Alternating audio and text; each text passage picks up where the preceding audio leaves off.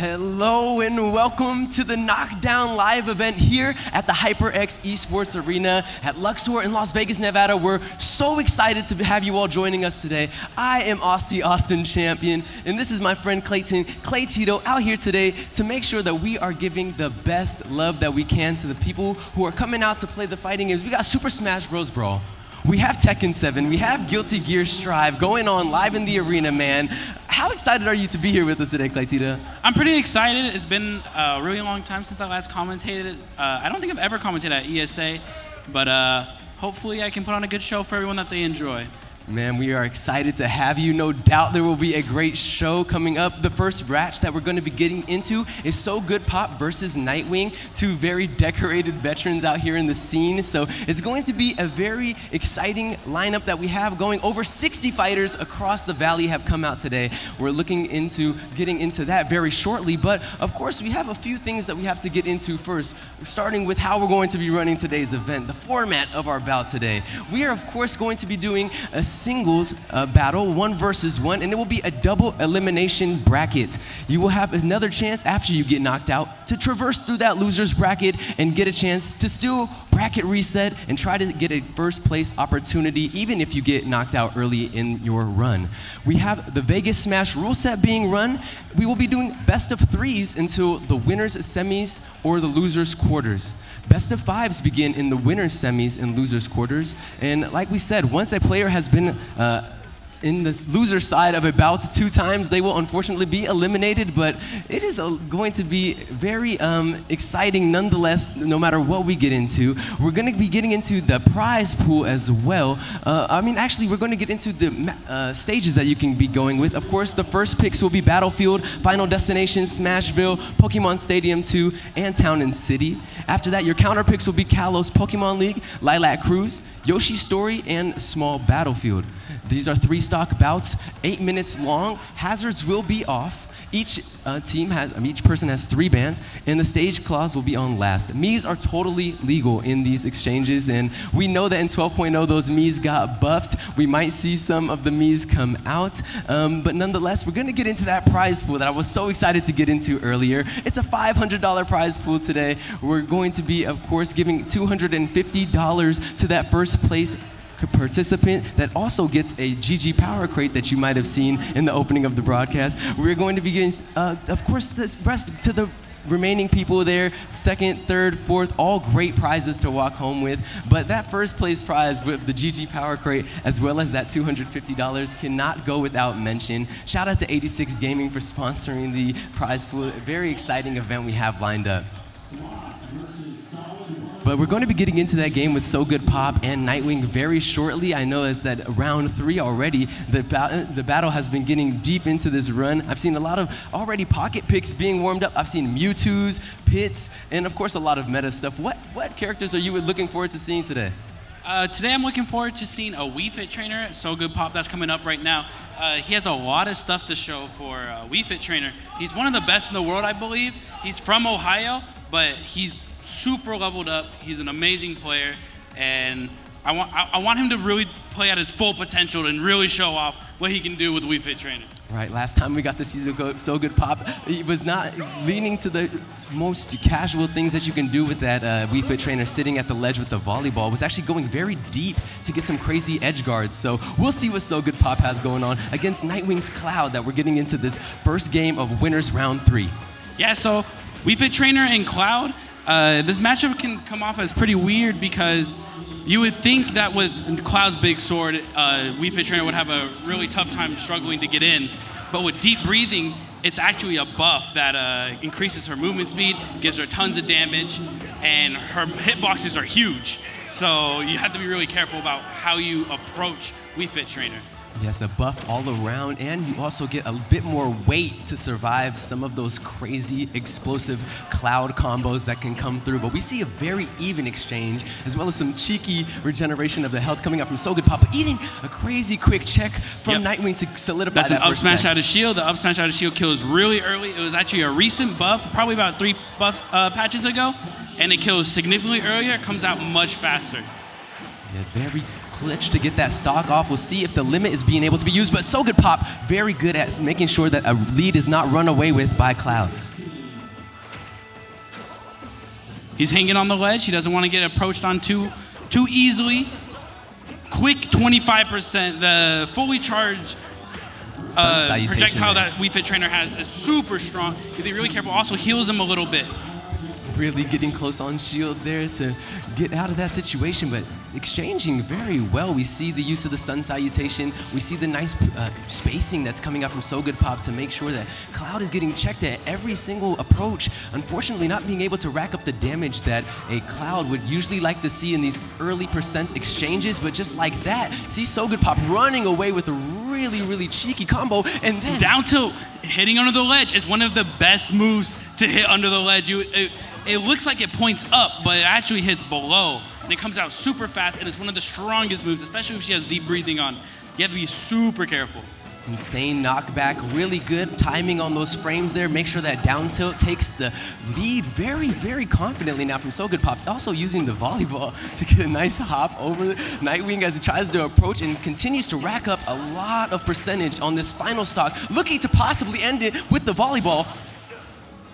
But not going to get it. Barely makes it back. Cloud is struggling right now. He only has one stock left. So Good Pop is living with 2 solid stocks. He has a lot of mistakes he can make. Cloud can't make any more mistakes. He has to play this perfectly.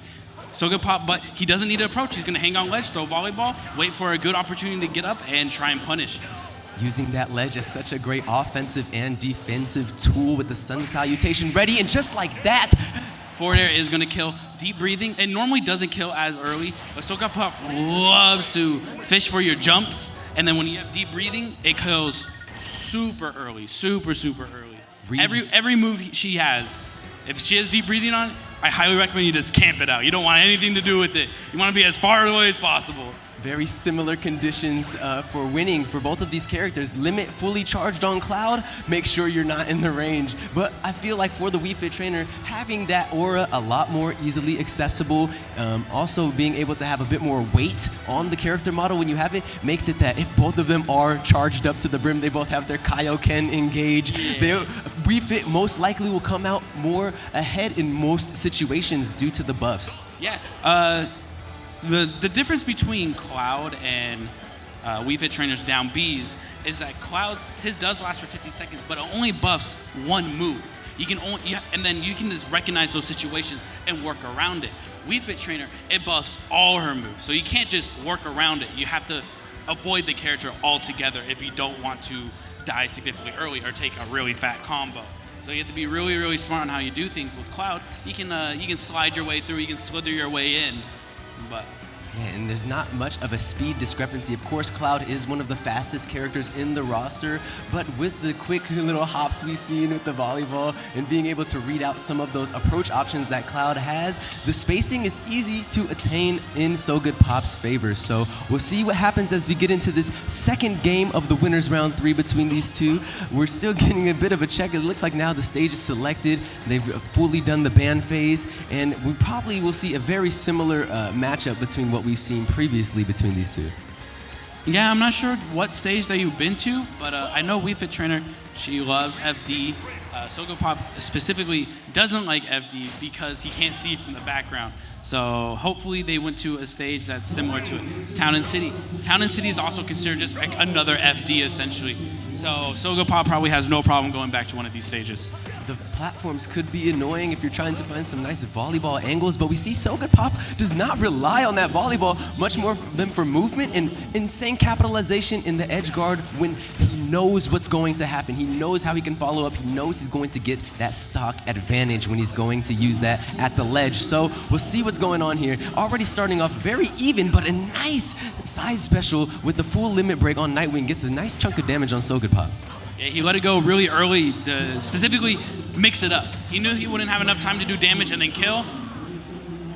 Wow, that's a jab. You can Wii Fit Trainer's jab can bury, but normally it's easier to mash out of than that. He must have messed up or just didn't mash at all and got forward smashed for it. Maybe just not expecting the full jab to come out with the berry, and just like that, an insane follow-up. Yeah, already taking 84% in like 2 seconds. Very advantageous on this stock lead already from So Good Pop coming out, seeming to have Nightwing's number, at least in this first exchange between these two. pulling out a lot of really interesting tech and using this ledge play, even from ahead, making it seem like I'm on the back foot, but I'm still gonna take you off if you try to check me over here. Finally gets around the volleyball, gets a nice scoop. So Good Pop did probably went a little too high, more than he wanted, and then for that he got back aired for it. But him dying gives him invincibility to get a free deep breathing, and then that's a free buff. Like, they can't do anything about it because he's invincible. And starting off that stop, and really wow, clean use amazing of the mix-up. Using the volleyball to stop the blade beam, and then punishing him with the sun, and then just walks up to him and F-tilts him. What an amazing. Immaculate 23%. Wii Fit play, insane, and just all around covering all the bases, making sure that the offensive capabilities are also defensive opportunities. Another berry coming out. You don't get to see that jab fully completed often on this Wii Fit, especially at this level of play. So Nightwing getting put on the ropes on this final stock. So Good Pop playing out of their mind in this game. Yeah, Nightwing got a really solid percent going on, but now he's right back off stage. Terrible position. Gets up tilted. He magically avoids a back air, and then he's looking for it, uses the up air. The up air is huge, by the way. It looks like a little teeny tiny hitbox. It's not. It's huge. It's invisible. It's basically intangible. It's so intangible, so easy to get caught off guard when you're trying to cover the aerial options against this Wii Fit trainer, especially when you're trying to be off stage with the volleyball coming. So Good Pop feeling very comfortable going off the ledge, solidifying a 2-0. Clean game all around from So Good Pop. Yeah, so the reason why he was so comfortable going off stage is because Cloud didn't have a jump. So what he was doing was charging his limit and trying to get his limit all the way up so he can up B back to stage, but he was too low anyway, and he was there to cover it just in case. Just in case, making sure to have the most style and coverage on the way out. And like we say, that was just a small snippet of the full coverage that So Good Pop had on that entire game. Nightwing was doing a lot of great options, finding nice back airs as like we saw to solidify at least one stock in that game. But it was very, very amazing, just offensive and defensive pressure coming out from So Good Pop. So definitely good on the experience from So Good Pop today, moving on in this winner's experience. Yeah, he did great versus Cloud. I can definitely see Wii Fit Trainer struggling in that matchup, but So Good Pop, he's a phenomenal player, managed to just make it look super easy, and he clutched it out. That's great player. Great player. Nightwing too. Nightwing is also a phenomenal player. Absolutely, both of those players. It's just one's just better than the other. You know how it goes. Yeah, sometimes it's just the day of the day, the play of the day, but we're going to be getting into Missions versus Boat. We're going to be seeing some Toon Link versus Rob, it looks like, come out. Rob, such a versatile character, does a lot of similar things to the Wii Fit Trainer, I would say, and having those offensive and defensive capabilities with a lot of those projectiles coming out. No buffs, unfortunately, and a lot easier to call out on the recovery, but very similar in the angles that they do recover. So we'll see how the Toon Link is able to break up some of that projectile onslaught as we get into game one. So Toon Link is also a projectile-based character, and one thing about Bo is that she also plays Rob, and she's very well known about how Rob plays and how to play against him. And she's pretty solid in this matchup, but Mission's also a really solid player. Taking a game off Bo, I think 3-stocking him, just a game, but that's hard to do, you know what I mean? Yeah, so, we've seen Bo have... Bo just juggling them around with bombs. What an amazing combo, using bomb into bomb that was laying on the platform. Crazy. Boat has had amazing, great runs, very deep runs in the winner's bracket since we've started the Knockdown events, already showing a very dominant experience with this Toon Link in the game one of this winner's round 3. Starting out. Boat is all over Rob. Missions is probably a little lost at the moment because what Rob normally does is do landing nairs, but he can't do it in this matchup because Toon Link has up air and up B, which is fast enough to punish nair. So he has to be a lot more smart on how he chooses to recover. Bo narrowly dodging that side B, which could have probably killed, to be honest. Yeah, here he goes. Did not kill. Very overdramatic. I mean, my apologies. Yeah, that small character model definitely can get abused by the Rob, but it seems to be the opposite in this game we're seeing so far. That larger hitbox that's character model that's coming out on the Rob is going to be layered on the combos from Boats thus far, unable to still take out that first stock, and we see how these bombs and boomerangs into the up airs are being devastating. Yeah.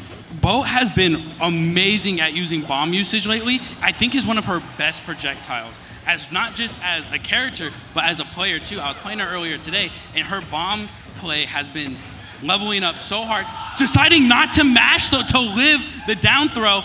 Genius. I bet she like pretended to mash, but she wasn't. You know what I mean? 3,000 IQ. Vision. Down smash not gonna kill. Not strong enough. Toon is a fat boy. Grandma's soup, baby. You know what I'm talking about. Got the moo milk ready to go, but unfortunately is gonna not be able to recover on that up B. Grandma's soup. I love it, Clay Tizo. Unfortunately, Bo is gonna see the end there, but a Z8 drop on the ball, and then another up air there to solidify that second stock on Missions. Yeah, like I said, Mission, he keeps trying to land with Nair, but it's just not gonna work in this matchup. Versus the Lynx, it's not safe to do so. At least, specifically Toon Link is a lot worse for him because his up B comes out of shield super, super fast, while the other Links don't come out as fast. But Bo's just juggling him around, kicking him around like a little kid. And it's been so much buff to be locked in now when you use that up B out of shield on the Toon Link. You're gonna take all those hits. You're gonna be set up for some of these bomb up air opportunities. You're gonna be set up. Smash didn't get the kill. Ooh. So close trying to get that call out there. Really. Is she gonna mash? Decides to mash, gets up air, but what? She DI'd it really well, and it looks like she just like messed up her DI at the end and just died. Still got the blast zone there on Bo. Still. This could be a huge deal. He gets the grab, does not carry him off. Bo lands the bomb fair. Rob is a heavy, heavy man. But Bo, the bomb barely whiffed. Gets down to, she's on the ledge, this could be scary. Gets the grab, backdoor won't kill just yet. That is a heavy man. He's huge. Tries to read the roll there and there. Reads the roll, gets a slick up smash, kills him off the top. Really risky, to be honest, because up smash is usually laggier, and Toon Link has options to not have to put himself at risk to get those kills. But she's like, I knew what's going on. What was gonna happen. I'm gonna read that option. I'm eventually gonna call it out as I look for it multiple times. I'm gonna get it as that call out comes with the up smash, and gonna get that first game under the belt for Bo, showing very, very good expertise with that down B, getting those bombs out, doing nice A drops, setting up a lot of these aerial combos on Rob where he's taking projectiles that have been thrown above him, getting grabbed and thrown up into them, then getting followed up on up airs. Just masterful showcase on what you can do against these bigger, heavier model characters as the Toon Link. Yes, Toon Link is one of the best projectile characters in the game, solid projectiles, and they're really, really frustrating because for some characters like Young Link, you get hit for a lot of percent, while Toon Link, he'll just smack you across the screen. Like, he'll just kill you, you know what I mean? And you have to be really careful about that. Mission's propping himself up, hopefully to shake that game off and do better this game. Going to be a lot of opportunities, a lot less space for those projectiles to come out, and we're going to see how the initial neutral between these two favors, which character's favored in the smaller bout. He does a landing there, but does it in front of her, so it looks like she can punish it, but it's actually safe. Did it really well spacing. Mission's getting a nice, perfect parry there. Obviously getting a bit more of the timing under his belt against Bo. Trying to get something to come out of these combos, but Bo doing really good with this small character in the movement. Yeah, so she's just avoiding all the projectiles as much as she can, while Missions is trying. What looks like Missions' game plan right here is to carry her to the left side of the screen and hopefully get something strong to edge guard her, because the Lynx have very poor recoveries. But it looks like he's using some of the unsafer moves, and he's just getting punished for those over and over. And something Bo is doing that's super smart is always having a bomb in hand when she needs it. She won't be able to recover this way. A little too far back, didn't have a jump, couldn't make it. So Mission's coming in, taking the first stock, solid stock. Down air is actually one of Toon Link's best moves, believe it or not. Up smash does get the kill. It killed off the side. I don't know if that was up smash or F smash. We take those though. Bomb into grab. Bomb into grab is a true combo at low percents. That down air, like you said, one of Toon Link's best tools, has so much priority, covers so much of that area below. You can read it from the side, get some timing, but if you misread trying to get under that move, you're going to take an insane amount of damage, and Toon Link will have a lot of area to cover up. But we're seeing Missions feel very comfortable going off the stage, get a lot more out of this Rob pick in this smaller space that they have. Yeah, it looks like Bo is holding onto bomb and staying into shield, so just in case something happens, she has backup. She's trying to edge guard him, throws the bomb down, doesn't get it, but she gets the read, but reading and properly punishing on landing text is much more difficult than it looks. She did not have a jump, she got hit by Gyro, took his jump, she said, I quit, Gets it out, gets the bomb fair. Bomb fair does steal it out. That kills really, really early, but she got it about 120. That combo lasts forever. Great conversion that took what could have been a very solid lead coming out from Missions and honestly turns the momentum. Missions get red! Get red! A full 0 Both play so well! Coming out from Boat in this experience. Gets the bomb set up with the throw. Missions struggling. Oh my God! She has a bomb in hand. This could be the seal.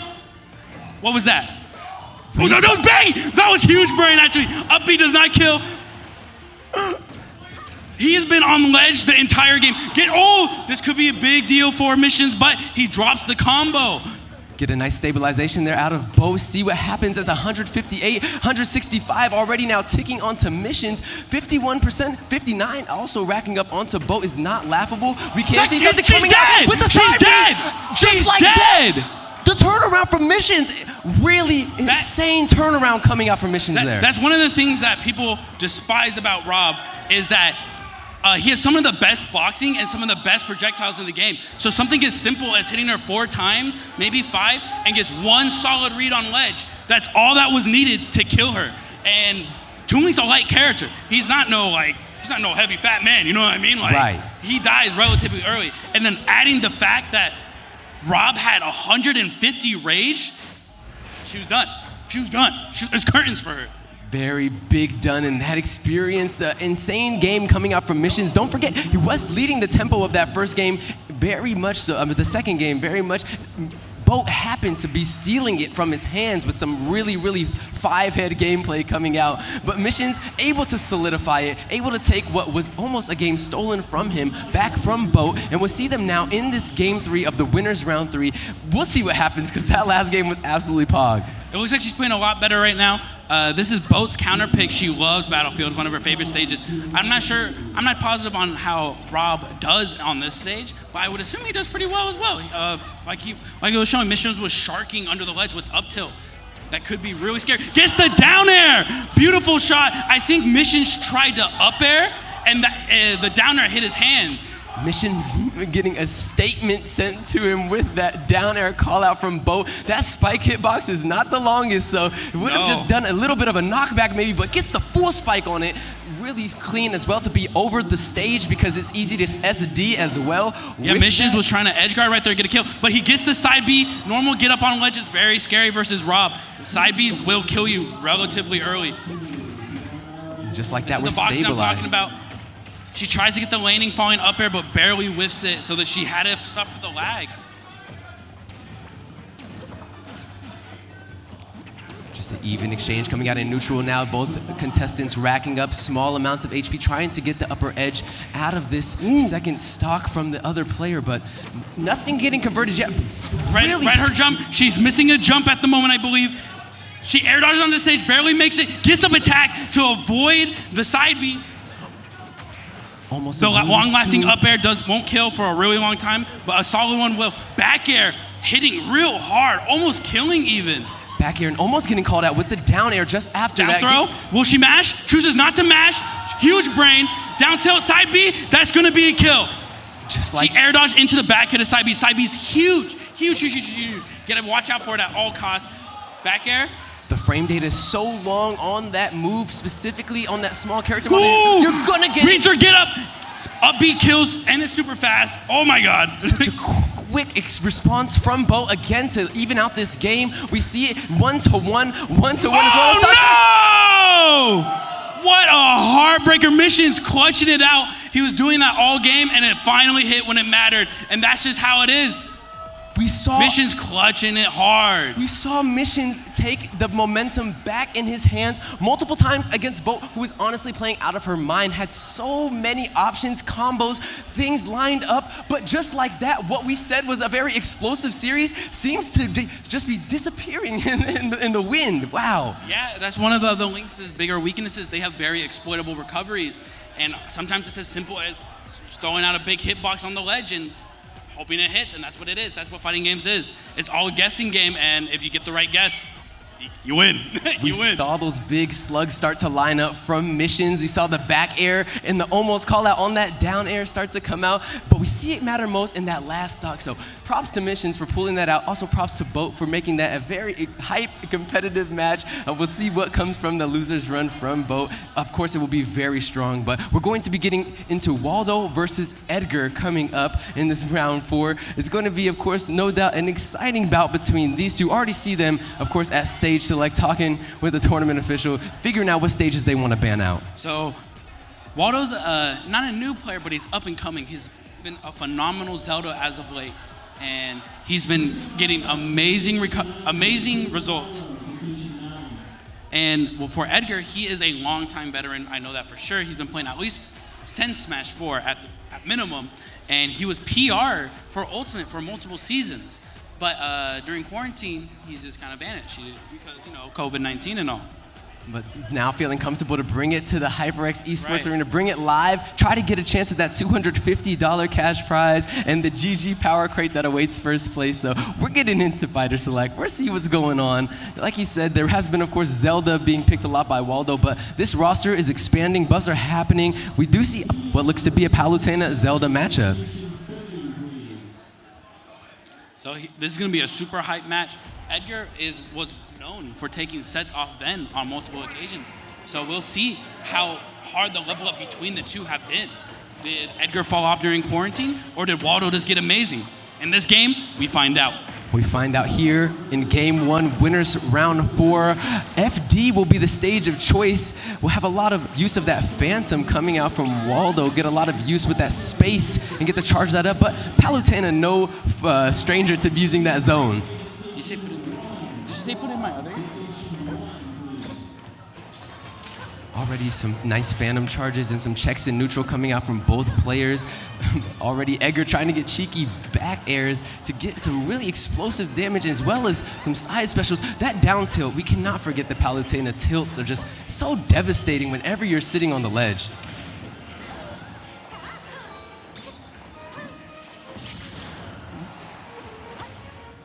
Waldo trying to catch a landing, and those up airs can be really scary. That might have killed if he ended up whiffing one of his moves and just catching him. Edgar playing it safe. He doesn't want to get hit by that forward tilt. That forward tilt is super strong now, especially the tipper of it. Trying to edge guard Zelda. Doesn't quite get it. Gets the read and back throws him. It's very common to roll on ledge like that. That back throw really devastating out of nowhere. I honestly didn't expect it to kill at that position, maybe a bit more to the left than I would have expected it, but gets a nice early kill with reading that roll of Zelda, of Waldo, making sure that that first stock is taken off, and just like that, a fair in the beautiful spot, the kicker, getting sure to get that lead taken away from Edgar.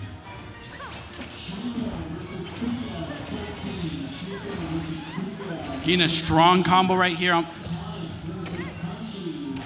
I could be wrong here, but I believe FD is one of Palutena's worst stages because she doesn't have platforms to extend really strong combos. But Edgar looking super comfortable, getting the combos that was said to be only possible on platforms, going great.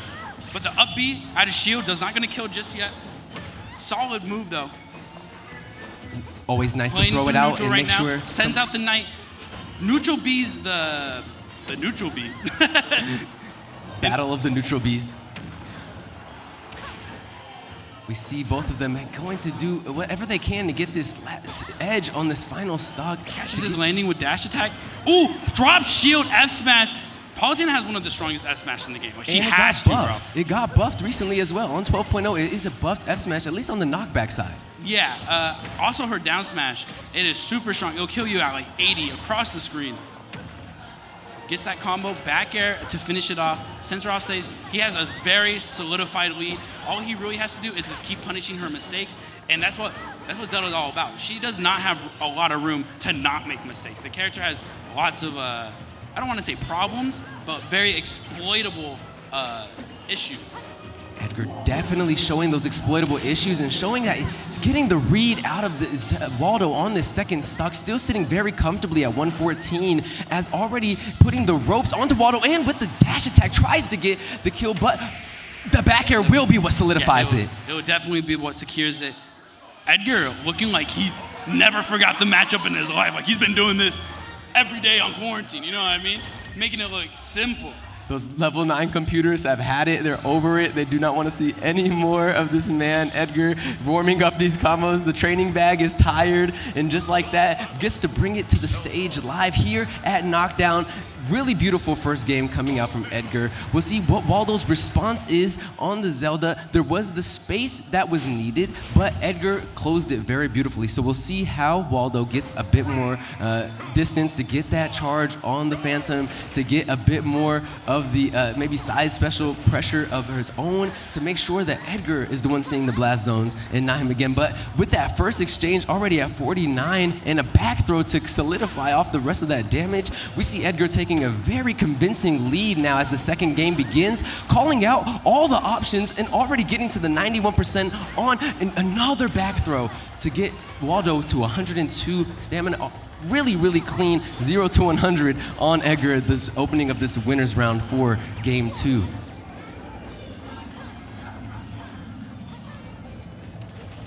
Nice stabilization coming out from Waldo. See what happens as they get to check this out, but a down throw will possibly convert into some options from Edgar. Finds another option, gets to choose the back throw for a bit of mix-up, at least get some edge guard pressure, ledge trapping. With that side tilt is gonna be the one that solidifies the final blow off on Waldo to get that first stock in the bag of Edgar. Yeah, I'm actually surprised that Waldo decided to opt to go back to FD, but Edgar has solid neutral, which is probably why he loves FD so much. It's really hard to avoid Edgar when he wants to get in because there's nowhere to go. There's just one flat plane.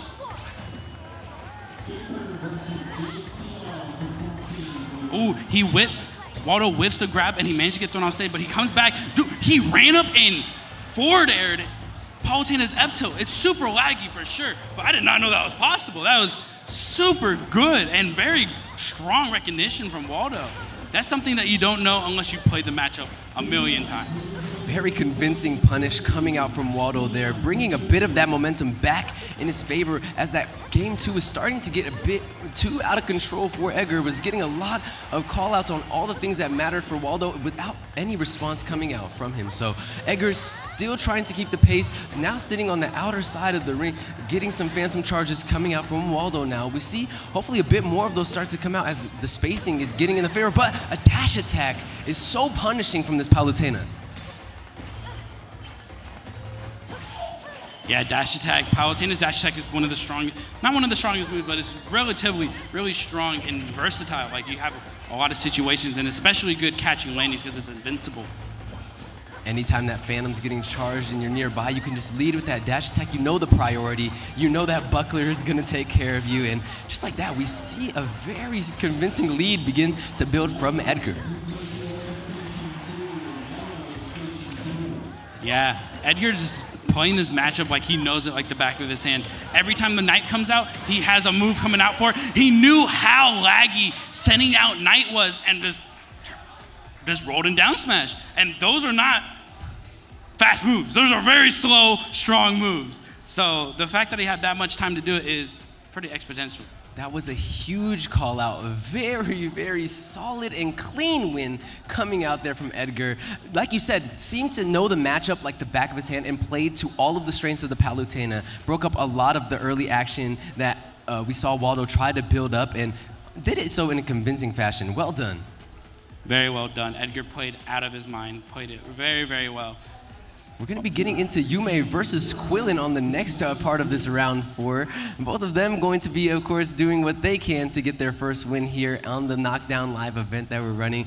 But with what we've seen from the contestants so far in the winner's bracket, they're going to have a very convincing wins. There's a lot of great offensive players coming out. We've seen So Good Pop, of course, earlier qualify. We've just seen Edgar with a very clean Palutena. And of course, missions on that Rob could not go without being noted as well. Yeah, everyone's playing really great today, very on point. Not everyone can secure the win, but it looks like everyone's doing a fantastic job playing in general. So strong competition today for sure. Absolutely. Very competitive bouts for that first place for the GG Power Crate that lies in wait. So we're looking forward to getting into that. We're looking forward also to getting into this bout. We see that the Lucario and the Mega Man are lined up. There's going to be some rage and aura being built up, as well as a boy that has the options of many elements on his side. Yeah, so this is going to be a very interesting matchup, only because Lucario tends to do decently well versus characters that have a hard time killing, and because of that, the aura just gets built up real strong, and he hits them with back air at 0% and they die. You know what I mean? That's something that Quillen specifically is going to have to watch out for. He want to make sure that he confirms these kills that he's looking for. Right, there is that always the up smash opportunity from the Mega Man. There's some of those up Bs that you can get off of shields. But other than that, it is difficult, like you said, to get some nice kill potential on a character like Lucario, who has so much movement off the stage. It's hard to follow him off. His recovery pattern is very quick and versatile. It can do a lot of switch-ups on that. So we see both of them get very equal exchanges in the neutral that leads off the game. Quillen searching for a down air. He was looking for a cheesy kill right off the bat. Really cool to see him come out with that aggression, feeling confident in the matchup. Wow. I've never seen Lucario's up tilt be used like that, but he's picked him up from the left side of him while he was approaching. It was kind of like a little mini shield around him. Using Leaf Shield. Leaf Shield did not properly work. Leaf Shield's a very strange move that doesn't work properly all the time. And if you don't get the proper use of it on this Lucario, you're going to be building up some of that aura. You're going to be building up some of that rage, and he's going to be getting a lot more use out of all of these special moves, as well as just getting more and more difficult to just deal with all over. You have to start respecting the command grab. You have to start respecting, but that back air there almost gets the kill, just like that. A nice stabilization coming out from Yume. Getting the first kill for Quillen is going to be super important right here because he doesn't want him to continue to have this rage. But one thing about Lucario is, like, when you kill him the first time, it's a bit harder for him to get the first kill because he has to build that rage back up to get that kill power. But now Quillen is specifically in a very dangerous situation because now Lucario has all that rage, he has all the damage to impact on him, and one slip up, Quillen can just die in like maybe 20% more. A comfortable Lucario is one that is able to expound upon a lead. He is a 3-0 type of character in this game. He can get a lot of use out of these rage situations, out of this huge auras. The neutral bees start to become so devastating, one of the most devastating projectiles in the game as they become fully charged. You see now how comfortable Yume is feeling, getting in the pocket, using those neutral airs with the huge radius that they start to get as the aura builds, but a down air from Quillen. Not even a sweet spot, just a big old rocket punch. Expertly. I think it's called like Iron Knuckle or something like that. I don't know. But that down air is strong. It is not, it's no baby. It is an iron boy from the birth of iron, and just like that, gets Yume off that rage, gets a bit of the... Ooh! He tried to slide in a sneaky down air to try and get a quick spike. But right now, Yume, he's not in a terrible position by any means because Quillen has the percent. But he might have just killed himself. Yeah, he did. He just SD'd, really falling off. So the way Lucario works is that his aura also scales with his up B, and that's how far he goes. And the fact that he air dodged off stage with no aura is what killed him. Right, did not understand maybe possibly how much lag would have came in from that option that came out, and did not have enough aura, like you said, and he's getting fished out, sharked out with those up airs, like you mentioned, on those platforms. Quillen feeling very comfortable with the lead that has been given to him so graciously. Yeah, it looks like Yume, he's falling apart right here. That SD might have gotten to his head a little bit. He was playing super phenomenally until that SD, but we'll see how things go because, like I said, anything can happen with Lucario. Ooh, that was a fat mix-up. That could have been really devastating for Quillen. But now Quillen is in a very scary spot. This is something where he has to play very, very safe because he cannot mess up too often. Otherwise, he will die. Right now, it looks like he's in kill percent. He's in kill percent right now. He has to be really careful. Yume feeling very comfortable now. And I think he's dead. I think the command grab come out. Great, they did 40%! What? Great SD coming out from Quillen to deny that early kill on the Yume with this Lucario aura all built up. Honest, both of them can do insane damage. Back air's not going to kill just yet. Oh, he read him but didn't do anything because of it. I don't know why. Definitely some spaghetti going on right now. both super nervous. This game 1 is gonna be huge. 96% does not counter, but he managed to hit himself with it. The Aura Sphere, and he rolls, gets caught, and he did not clutch it out. Yume brings that back from what could have been a very morale-breaking loss. When you get the SD and you've had the lead, it can break your mental for a tournament run. But when you're able to do what he's done, get the SD, still put yourself on the back foot, and then conquer what obstacle you put in front of yourself in front of a hard opponent like Quillin, it makes for a great story. Actually, to be honest, I think Yume SD'd on purpose. I think what his plan was, he was like, I can't kill him right now. So the way Aura also works is that the less stocks you have, the more knockback you do. So he killed himself, got extra knockback, and he knew he could do it. Calculated. Disrespectful or 200 IQ, I don't know. Claytito, absolutely 5-head caster analyzer, insane. Drops the stock. Claytito, it's canon. It's the only way it could have happened.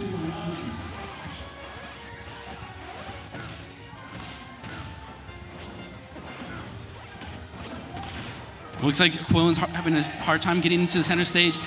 Yume doing amazing ledge trapping. For some reason, he puts himself back into the corner, and now he has to find his way back out. But now he swapped it for himself.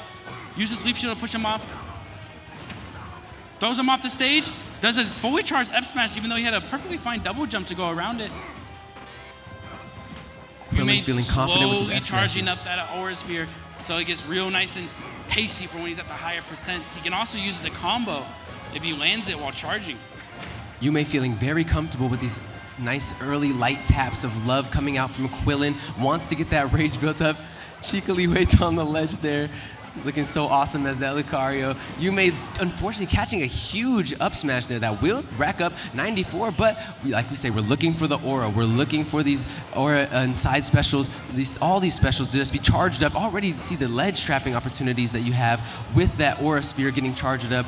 Quillin going to be sitting with a nice F smash to try to get Lucario on the back foot. The down air calls out the trap on the ledge, and we're going to see what can happen from this 142 damage that's already been racked stage up. with up B, has a very strong hitbox at the end of it. Footstools him, does not get it. Yume's tech was amazing, and then kills him with dash attack at 145 rage. Yume wants to hold on to this stock as long as possible. He wants to hold on to it, and Quillin wants it gone as soon as possible. Don't want to fight Aura on any of his stocks with over 100%. Never. We're seeing so things many like this happen. He exchanges took 32 back from and a small forth. percent, and now he's looking at a very, very scary area. Back air finally killing. Back air is not as strong as you would assume it is, because sometimes it kills you at like 80, but other times it won't kill you till 140. It definitely depends on how close you are to the blast zone, obviously, but you have to watch out for that. Quillin finding a beautiful angle on that back air, able to break off at least that first stock from Yume, but we know it's only getting more charged in the kitchen. Yume's even comfortable maybe SDing here, just at this point just jumping off stage, not even making it into a thing, just to make sure that that aura is fully charged. Lucario loves being against the ropes, has the true Saiyan blood, and we'll see what happens as this Pokemon gets a nice up air opportunity to come out, but we're seeing just even exchanges between these two. Yeah, Yume surprisingly didn't go for a back air. I guess he was expecting him to roll in a different direction, and he tried to punish that instead. But Quillin trying to get a strong hit and finish the stock off. He does have a few options like up tilt and such, but he has to, properly get them up smash, having a huge whiff coverage to pick up, a huge pickup hitbox to put him into the up smash, but wasn't early enough to kill yet. Air dodging, very scary air dodge. I would not want to be air dodging versus Lucario, like at all, especially when he has the fully charged Aura Sphere. Ooh, the counter reaching him. I guess he didn't know that it would follow him, but would rather follow the projectile. So good stuff on Yume for recognizing that and just having great understanding of his character. So clean, so thorough, that use of the down B, the counter was so clean to see him follow up on the model there of Quillin on this Mega Man. And raise the air dodge and killing him at 65%. Jesus Christ, that is disgusting. The aura charge is absolutely disgusting. Gets that 65% F smash call out in the neutral space. It was pretty nice to see him get that opportunity. And just like that, a 2-0 in convincing fashion coming out. And really nice stuff, of course, from Quillen on the Mega Man. But Yume on that Lucario, even getting that small setback that we saw in the SD, whether it be intentional or by accident, we saw a bit of slip in what seemed to be a very consistent tempo coming out from Yume after it. There was a recovery, though, as we saw. Got that game 1 solidified, and just like that, game 2 as well. So Yume will be continuing on in that winner's bracket. Expertly done. As I'm saying, that was a huge 200 IQ play from Yume, purposely killing himself and then letting him gain about 60% of damage on himself. And he said, all right, I'm going to kill you real early now. Absolutely. I'm gonna just kill you at 0 now. You know what I mean? That was his whole plan. From 0, it would have been cool to see. We didn't get it from 0. It was the 64. You shouted it out so beautifully. We're going to be getting into the next game. Theed versus Dr. Hugh is going to be the next bout we get into. You see, as we're scanning the HyperX Esports Arena, a lot of amazing spectators coming out to enjoy this event with us. We're so lucky to have everybody that has escaped the heat out there in Vegas to get into this nice air-conditioned arena that we're getting to relax in and enjoy some top-notch Smash Bros. In. We're so lucky to be out here, and I'm still lucky to be here with my friend Clay Tito here, give you some amazing in-depth analysis. I'm so thankful for you being here, bro. As we get into this next game, I can only imagine you have a lot of knowledge on our next 2 players, at least Theed for sure. Yes, Theed and Hugh. I know them both quite well. Theed specifically has been getting amazing results lately with his Falco. He told me today he's going to play Young Link. If he doesn't do it, he's scared. That's what it is. You love some Young Link. You'd be able to bring some really in-depth casting to that character. Yeah, he said he was going to play Young Link. Let's see what he does. Maybe he'll pull out the Ridley. I saw him playing Ridley earlier, so we'll see what happens. But Hugh, he's a Luigi main. He said he loves Peach. I've never seen him play Peach in my life. I don't know why he says he plays Peach. It's all a lie. Well, that's a deep theory crafting there. Luigi main that loves Peach. Possibly some Mario Luigi beef going on there if Dr. Hugh is involved. But nonetheless, the Ridley in the golden skin, shout out to Metroid about to come out, it will be the choice for Theed in this first game. Ridley is a very interesting choice against Luigi because Luigi has some of the best combos in the game, and Ridley being heavy and then also being a very easable, big target. It's just nothing but combo food. Like he's a combo sandwich. That's what Ridley is. But like I said, Theed is a phenomenal player, been getting amazing results. So we'll see how he does. If he doesn't DI that right, he dies. Yep, just like that. He did not DI that properly and died for it. Nair's super broken on Luigi because it sends you straight up. And if you land with it, it gives you a chance to combo. Absolutely, and you mentioned how combo intensive this Ridley could get layered upon by this Luigi pick, but he does have a lot of call-outs for the spacing the Luigi chooses to go with. The dash attack can be called out by a side special. You can get some of those cheeky checks at the ledge we saw with the neutral special getting fully charged up with the correct spacing, cuts off that up B opportunity from Luigi. Make sure that it has a lot of the tools to deal with this unfortunate onslaught that can become the pressure of the Luigi skin, but it's going to be a big hill to climb from Theed if you'd like to keep the pressure going on to Hugh in this situation. Very true. Hugh's doing an amazing job on keeping him on the ledge because Luigi's grab specifically has a weird property to it where it's also a projectile and it can fall. So as Theed is recovering low, he's dropping those below just in case it nicks him. It can just get him a super early stop. Can get some crazy early stocks. We've seen it done time and time again, but just like that, huge conversion coming out from Theed, and we see the utility of that neutral special, even cutting off that side special angle from Hugh here. Yeah, it didn't really cut it off. Hugh just got really lucky actually with his misfire missile, so he just went right over them. So he got super lucky there.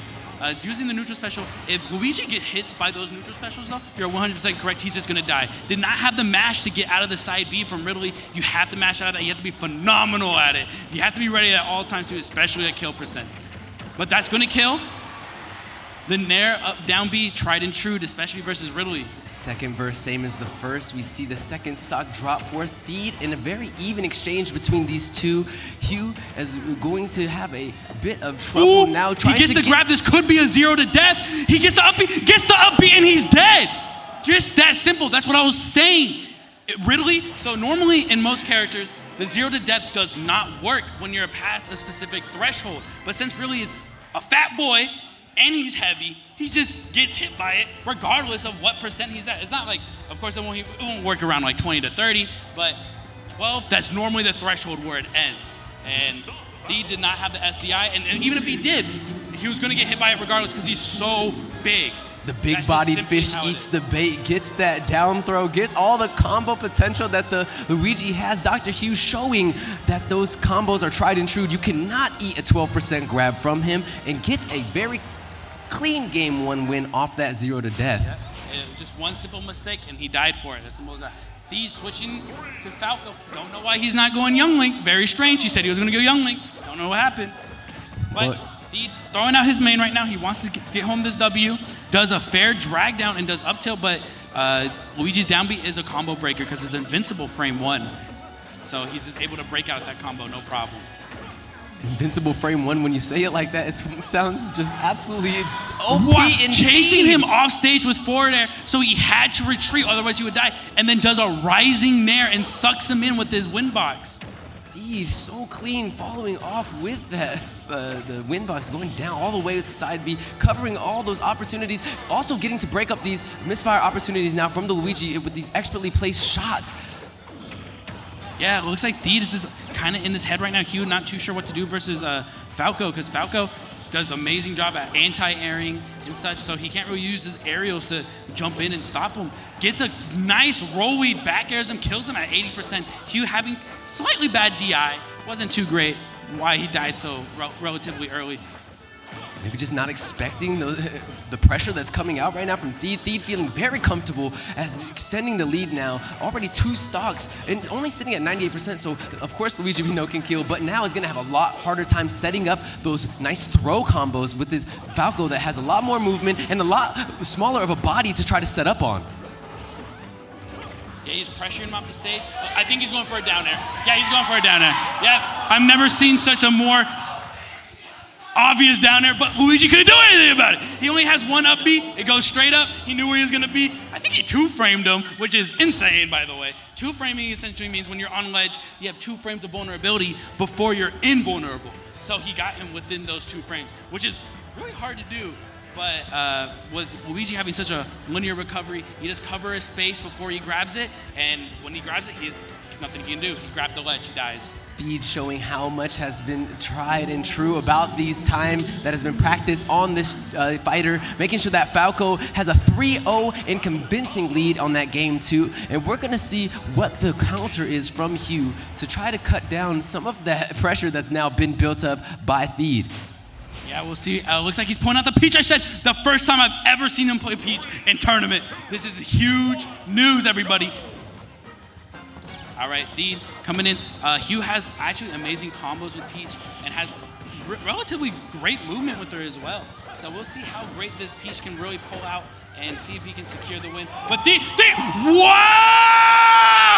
Wow! He did a Luigi combo on him. What the hell? Oh my God!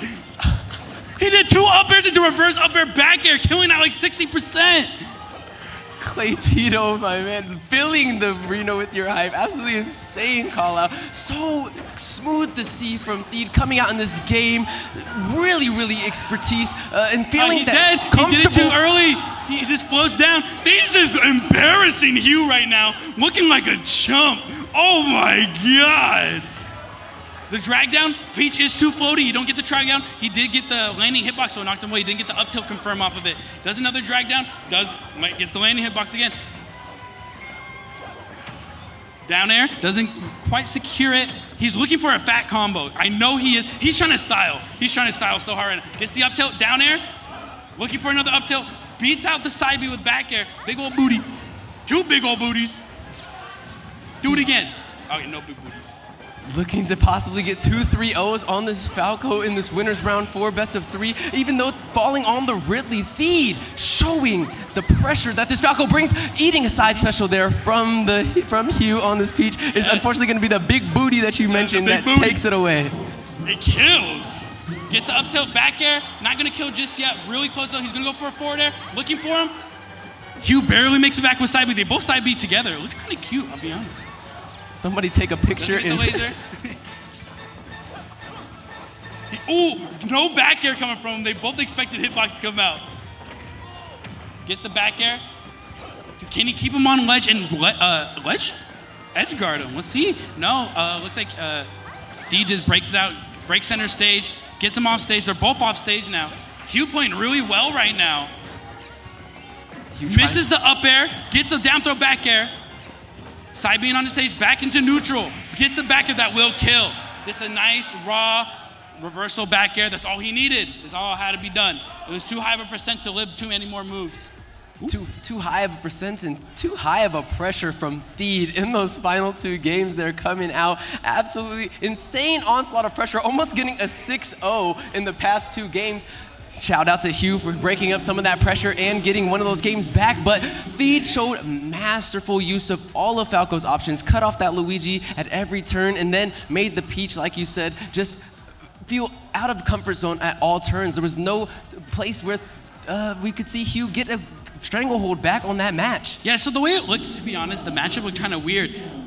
Peach normally has these amazing aerial options where she can just pressure your shield really heavily because she has the float cancel, and she can just be in the air in the perfect spot wherever you want. But Falco, like I said earlier, has amazing anti-air moves like up tilt, up smash, etc. And those are also combo starters. So if he isn't going to kill you, he's going to start a combo on you. And that's what happened game 1, not game 1, game 3, where he just up aired him, up air, reverse up air, and back air. Like, that was disgusting. That was an insane combo. That's literally a Luigi combo. Like, insane. So clean, and it shows how those expertise that you have between characters, your main and your secondary pick, can do so many things. You know, if you've practiced other characters, you will possibly have more tools to help you on the your more comfortable main. So, Theed doing an amazing work there to show why he's deserving of that win in the winner's bracket. And we'll see as we get into Zyro. I believe this is versus Mo, as I saw. We're going to be getting into them very shortly. We'll see who wants to get more of a win like that against somebody like Theed. That was so convincing. We'll see what kind of run he has after this. I missed that. I'm sorry. No, you're so good. Theed just had such a convincing game there. Like, I'd like to see who also has that kind of pressure, who has that kind of just dominance lined up to try to contest that energy. Yeah. He's just so well refined with this character. He's been playing him for literally years. So he has these combos on lock. He knows what he's got to do, and he knows what position they have to be in to get those combos as well. So shout outs to Theed. Great shit. Absolutely. We're going to be getting into Zyro versus Mo very soon. I believe that both of those fighters are sitting on the stage now, getting into their seats, getting with the tournament organizer, making sure that they have everything lined up.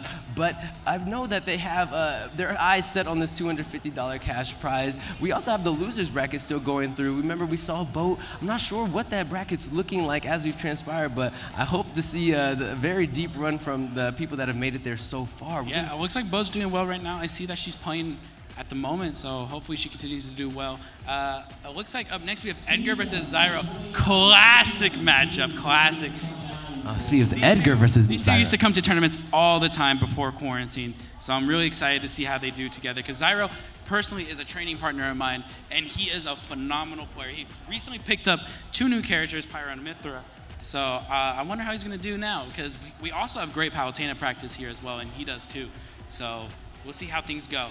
We've seen so much of Zyro and what he can bring to the table with that Mithra in the Pyra so far. Has brought it multiple times. Also felt very comfortable on the Pokemon trainer last time to be able to bring that out. Was honestly, he played 3 different fighters in his best of 3 that he played last week. So feeling comfortable on the stage, bringing out things, teching things a lot, and feeling comfortable bringing them to this offline experience. And Edgar also, now returning on that Palutena, is feeling comfortable offline as well, we see. Yeah, Zyro's kind of a wild card, has multiple picks. Kind of dumb in my opinion, but he's making it work, you know what I mean? He's smart, he's a good player, so he's making it work. Still dumb though. Very talented and honestly just very mechanically gifted to be able to switch between characters like that inside of a set, inside of a tournament. But we'll see that Mithra Pyra will be the lead off against Edgar's Palutena in this winner's quarterfinal. We're still sitting at best of 3s. After this, we'll start to get into those crazy best of 5s where the reverse sweeps are possible. But for now, we will see what happens in neutral as these two combatants get off to it. Yeah, his matchup knowledge showing literally immediately. Goes in right away, gets a fat 67% combo off of him. And now they're just resetting neutral, feeling each other out, seeing what they can do. Lands a back air, doesn't get the landing though. Pyra, I know this is going to be a really, really hot take, but I personally think Pyra is better than Mythra because Pyra has really, really safe normals and aerials. She's also pretty fast in the air as well, so you have to be really careful. Sometimes when you think you can punish Pyra, you can't. Like, you have to respect it. She covers a lot of space, and we see how explosive and huge her knockbacks are now. They've just gotten so buffed. She's able to bring out really nice experience, as well as with that with the up B. Gets a nice cheeky kills on shield when you're able to call out some options on that. So we'll see as they're both now in the blinking stage who gets the first kill. But as I speak, just like that, Zyro's able to get the first kill. Yeah, Zyro gets the first hit. But he switched to Mythra, did a really strange side B for almost no reason, but he managed to live somehow. Switches to Mythra. I think Pyra is actually slightly heavier than Mythra, so kind of weird that he switched at such a high percent, but that's okay, because he's right back at it. Mythra with an amazing neutral, so fast, super safe moves. So fast, that initial dash speed, insanely quick, covers so much distance and sets up a lot of those neutral airs and up air opportunities that she tries to fish out, shark out under these platforms. But just like that, we see the damage begin to get racked up, and then Edgar says, let me give you a taste of your own medicine. I have some neutral airs of my own and some up airs as well as call out options on the platforms I can follow you with, and starts to begin to rack up a lot of damage on Zyro in the second stock. Yeah, racked up a lot of damage. For some reason, opting not to counter again. Instead went for a down tilt, which didn't work at all. I think he's pretty unfamiliar with these characters, but Edgar's a very heart-level player. Like, he just understands the game really well and does what he can.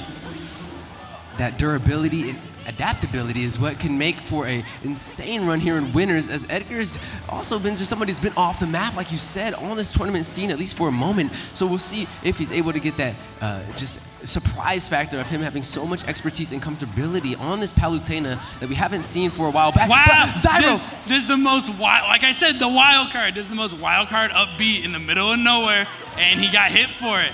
Sitting there in the meteor picture, just a small picture-in-picture of what Zyro was coming down with, and just like that, Edgar unsuspectingly catches the major blast of that up special, gets, unfortunately, to get a cheeky stock taken off of him by Zyro, and we see now how Zyro can try to expand upon this lead. Does an out-of-shield dash attack.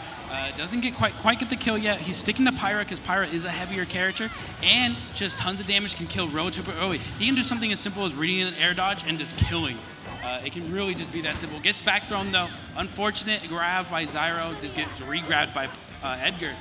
Switches to Mythra. Really fast character. Goes back to Pyra. Goes back to Mythra. Don't know what he's thinking. Keeping that APM up, maybe just making sure that he has all his cylinders firing off at all time, getting some nice combo potential and making Edgar have to think, what could you possibly be coming out with? Now I'm sitting at 77%. I'm definitely in Pyra damage range, but it seems like Zyro's gonna keep with the Mythra. Oh, there we see the switch come in, possibly try to get some of these crazy down air inside. Gets a last hit of down air. Something that I saw from NBD from last week when he 3-0'd Ven with Pyra. He went for a lot of down airs, and it's because that move is safe and it's super big, so you don't have to really worry too much about it. Gets an up tilt on Palu. Doesn't quite kill yet, but he is at kill percent for just about anything now. But I think Edgar's fully aware of that. He's abusing his invincible hitboxes, so he doesn't have to really worry about the sword. Playing really safe neutral right now. None of them wants to get caught lacking too hard, especially Edgar right now. Ooh, knocks him off stage. Gets that zone control that the Palutena is looking for, but gets a beautiful grab, chases him down, almost perfect. Down tilt back air, and that's gonna take the stock. That is the game, ladies and gentlemen. Is able to adapt and take that game away from Zyro, who was getting very convincing lead, was able to get disjointed, broken up by Edgar. Palutena providing a lot of those opportunities with the tilt frame data, with the options that is able to set up and get nice first game win off of Zyro, able to sit there now feeling a bit more comfortable, taking a breath, knowing that you at least have a bit more room for mistakes in the second game to download a bit more of the play style, but we know Zyro likes to switch it up when sitting on the back foot. Yeah, he's over here. Speaking of switching it up, he's switching the Pokemon trainer. I like to see how this goes, to be honest. I'm not too sure. I haven't seen him play Pokemon trainer in like months, except for that one time versus Tagpo. I can speak to last week that it was a very clean Pokemon trainer. We saw the neutral from Squirtle that came out was nice. The Ivysaur was what impressed me the most. And then, of course, the intelligent switch-ups to that Charizard to get some big body blasts with that side special as the damage racks up. But we're seeing Edgar feel very comfortable in the initial neutral against the Squirtle. Yeah, Edgar's doing a great job catching the Squirtle, which is not an easy thing to do. He's a very tiny character with super safe aerials. But switching to Ivysaur, has those bigger hitboxes, has a great side B. Almost hit him with an up B. Very strange, very awkward combo strings that Zyro's going for, but gets caught in a grab. Will we see a switch? Not yet. Recovers with the Ivysaur, re-grabs the ledge, does not get punished for it. Throwing out those side Bs, those Razor Leafs. See Zyro fishing for those Vine Whips so effectively, but Edgar responding to them very calmly, has Zyro's number as of yet. Already racking up insane damage potential. We'll possibly see Zyro start to switch that Charizard to have a bit more survivability, as 136 and all these fire moves coming out from Palutena definitely has Ivysaur sitting on the ropes. Yeah, he's just hitting him with these down and telling him to sit down, leave me alone. Switches to Charizard, gets a forward tilt that was not recently, but it was buffed. When he tipper it is a lot stronger, so he's going to be fishing for those a lot. Back throw? Back throw's not going to kill just yet.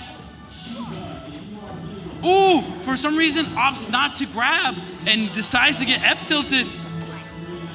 Gets re-grabbed by Edgar, back thrown, kills that like super early percents on the ledge.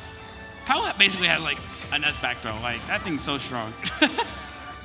Very smooth transition that came out from Edgar there to make sure that Charizard didn't get away with that, the lead that Charizard can get away with and start to get into the 200%, start to get into the 250% and hit you with those big body blasts. But just like that, Zyro's having a difficult time trying to get Palutena off this stock, follows off with that neutral air and gets a really clean stage spike on Edgar with this Palutena to get the first stock. Yeah, some of Palutena's clear counterplay, which is not super clear, but it is there, is that warp is super easy to punish on ledge.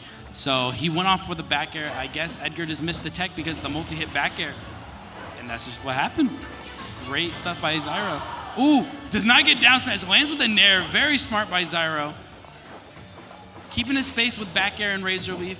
Doesn't want to get caught by anything too strong. Dash attacks. No combos off of that. Yeah, he's playing it super safe. He does not want to get caught by anything. He has to watch out for side B. Doesn't want to get hit by that either. He is a grass type after all. Edgar trying to cut off that angle, trying to start to get some dashes in, because Zyro playing this spacing so well, having so much back air potential to make sure that any opportunities from Edgar get broken up. And you see how this Ivysaur, in my opinion, is just the strongest of the three Pokemon from Zyro.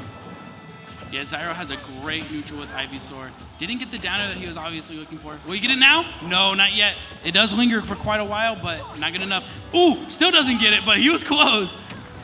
Gets back aired, Palutena's back air, one of the best moves in the game by far. Down air, no up air. He tries to up smash. Very risky move by Zyro. Thankfully, he did not die for it. A B under the stage. Gets switches the to Charizard. Dreams, switches to the Charizard, tries Gets to get the the call out. Throw. Lands on the the platform, seismic kills toss. off the top. Insane use of that Charizard switch up to call out the roll, knows what Edgar was looking for, cuts off that angle, gets the seismic toss to kill. right before No, the it's stages not. disappear.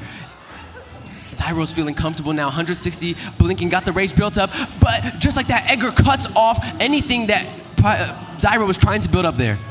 Yeah, Zyro DIing that improperly, getting a really easy up air because Charizard's heavy and big, so he didn't really go too far, so he was really easy to combo, even at such a high percent. All right, playing neutral again with Squirtle. Edgar has amazing spacing, looking for a strong opening. He doesn't want to take any risks. Gets the nair. This will chain on for like 6 decades. Gets a dash attack. Will he keep him off stage? Uses the extra jump. Back airs him. 60 Misses years. the grab up tilt. He tries it up air. Blows him away, baby. Back throw. Not gonna kill just yet. He's back onto the stage.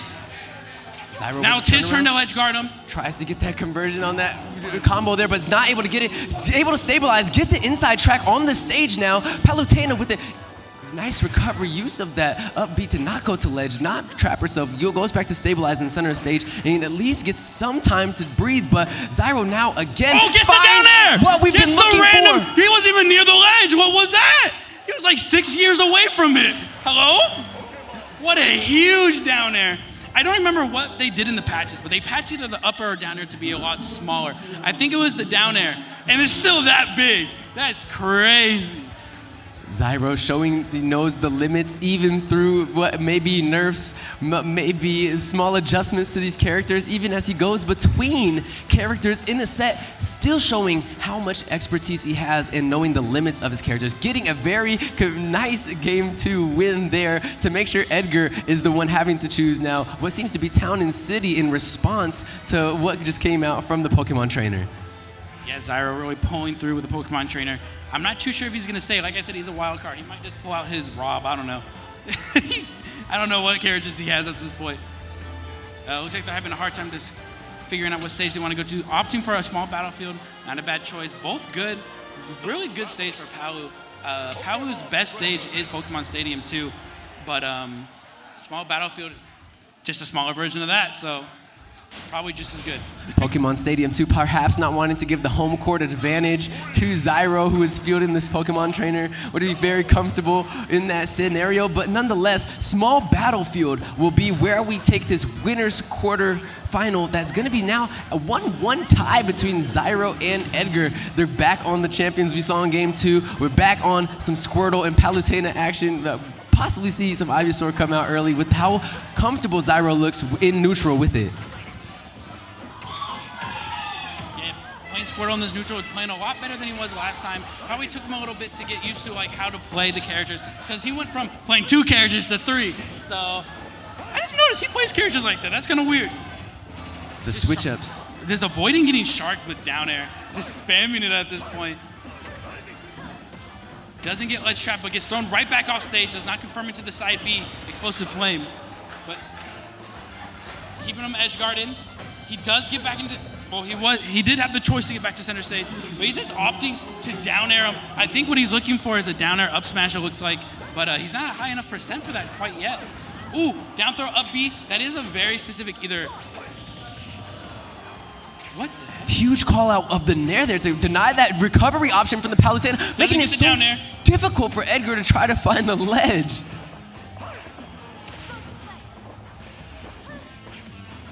Narrowly avoiding the side special there from Edgar. Zyro's feeling very comfortable, it looks like, in the pacing of this current match. Still feeling comfortable to switch to Charizard whenever that health bar gets too high, but the neutral for Ivysaur has proved too effective for him. He's feeling just as comfortable sitting in this Ivysaur until that health bar starts really blinking and that rage gets built up, and you can find some of those nice conversions on the grabs and the side specials from that Charizard and get the most utility out of him. Also, we see the tilt. The tilt use so expert. The forward tilt manages to kill. The forward tilt. Yep, he ran back, get an F tilt while he was chasing him down. Didn't quite get it. I mean, did get it. It gets it perfectly spaced and gets that 2 chipper that, like you said, get few buffs and switches back to Squirtle to continue. Gets a 49% combo. Didn't get the footstool. I think that's what he was opting for. Maybe he was trying to edge guard him. I don't know. But he almost footstooled him. He was quite there. Uses Ivysaur, goes all the way down. Somehow avoids the Nair. It looked like Edgar did read it. Goes for an up B, does not get it. Back air will seal the deal. It looked like he was going for a dash attack to catch the landing, but like I said, Palu's back air is one of the best moves in the game, and we'll just finish him off. He kills himself! Zyro just literally saying, I don't need this stock, runs off the stage, mashing way too many buttons. I don't know what he was doing. Zyro possibly Gets the making back air. a fatal error there in this winner's quarterfinal, getting the SD there. The Charizard switch that happened in that neutral honestly just racked up so much damage for the Palutena and put so much pressure on him. Unfortunately, gets a misinput of that side B possibly. Was maybe looking for the stage, but maybe looking to turn the tides and get a nice explosion on the other way in reverse, basically the combo that was coming out from Palutena. But we'll see now how Edgar is able to feel very comfortable with the breath of air that he's able to get with that SD. Yeah, hopefully Zyro, looks like Zyro's keeping his head in the game. He's not someone who really gets too phased by things like that, but it looks like Edgar just has a solid read on him right now. Doesn't get the up air. Edgar's playing really great. He knows what he has to do now. All he has to do is just wait it out, wait for something solid. One silly mistake that Zyro can do, and he can just punish with something like a dash attack back air, or even a grab if he's at a high enough percent. In that waiting, sometimes we find ourselves losing the desire to win. It's like we're trying not to lose anymore. So hopefully we'll see Edgar continue this offensive pressure. We're seeing a lot of good options come out, but now with the call out of the down air, it's going to be an even match. And with the momentum that has been built now back from Zyro, getting that mental stabilized from the SD, we'll see what Edgar can do in response. Yeah, it looks like he's going to be edge guarding him right now. If Zyro can manage to get center stage and get a solid thing going on for him, he could bring this back. It can be something as cheesy as a down air on a ledge. Almost gets grabbed, manages to barely survive. Edgar just throwing out projectiles, hoping that side B or neutral B will just connect and kill him. Specifically side B. Neutral B does not kill.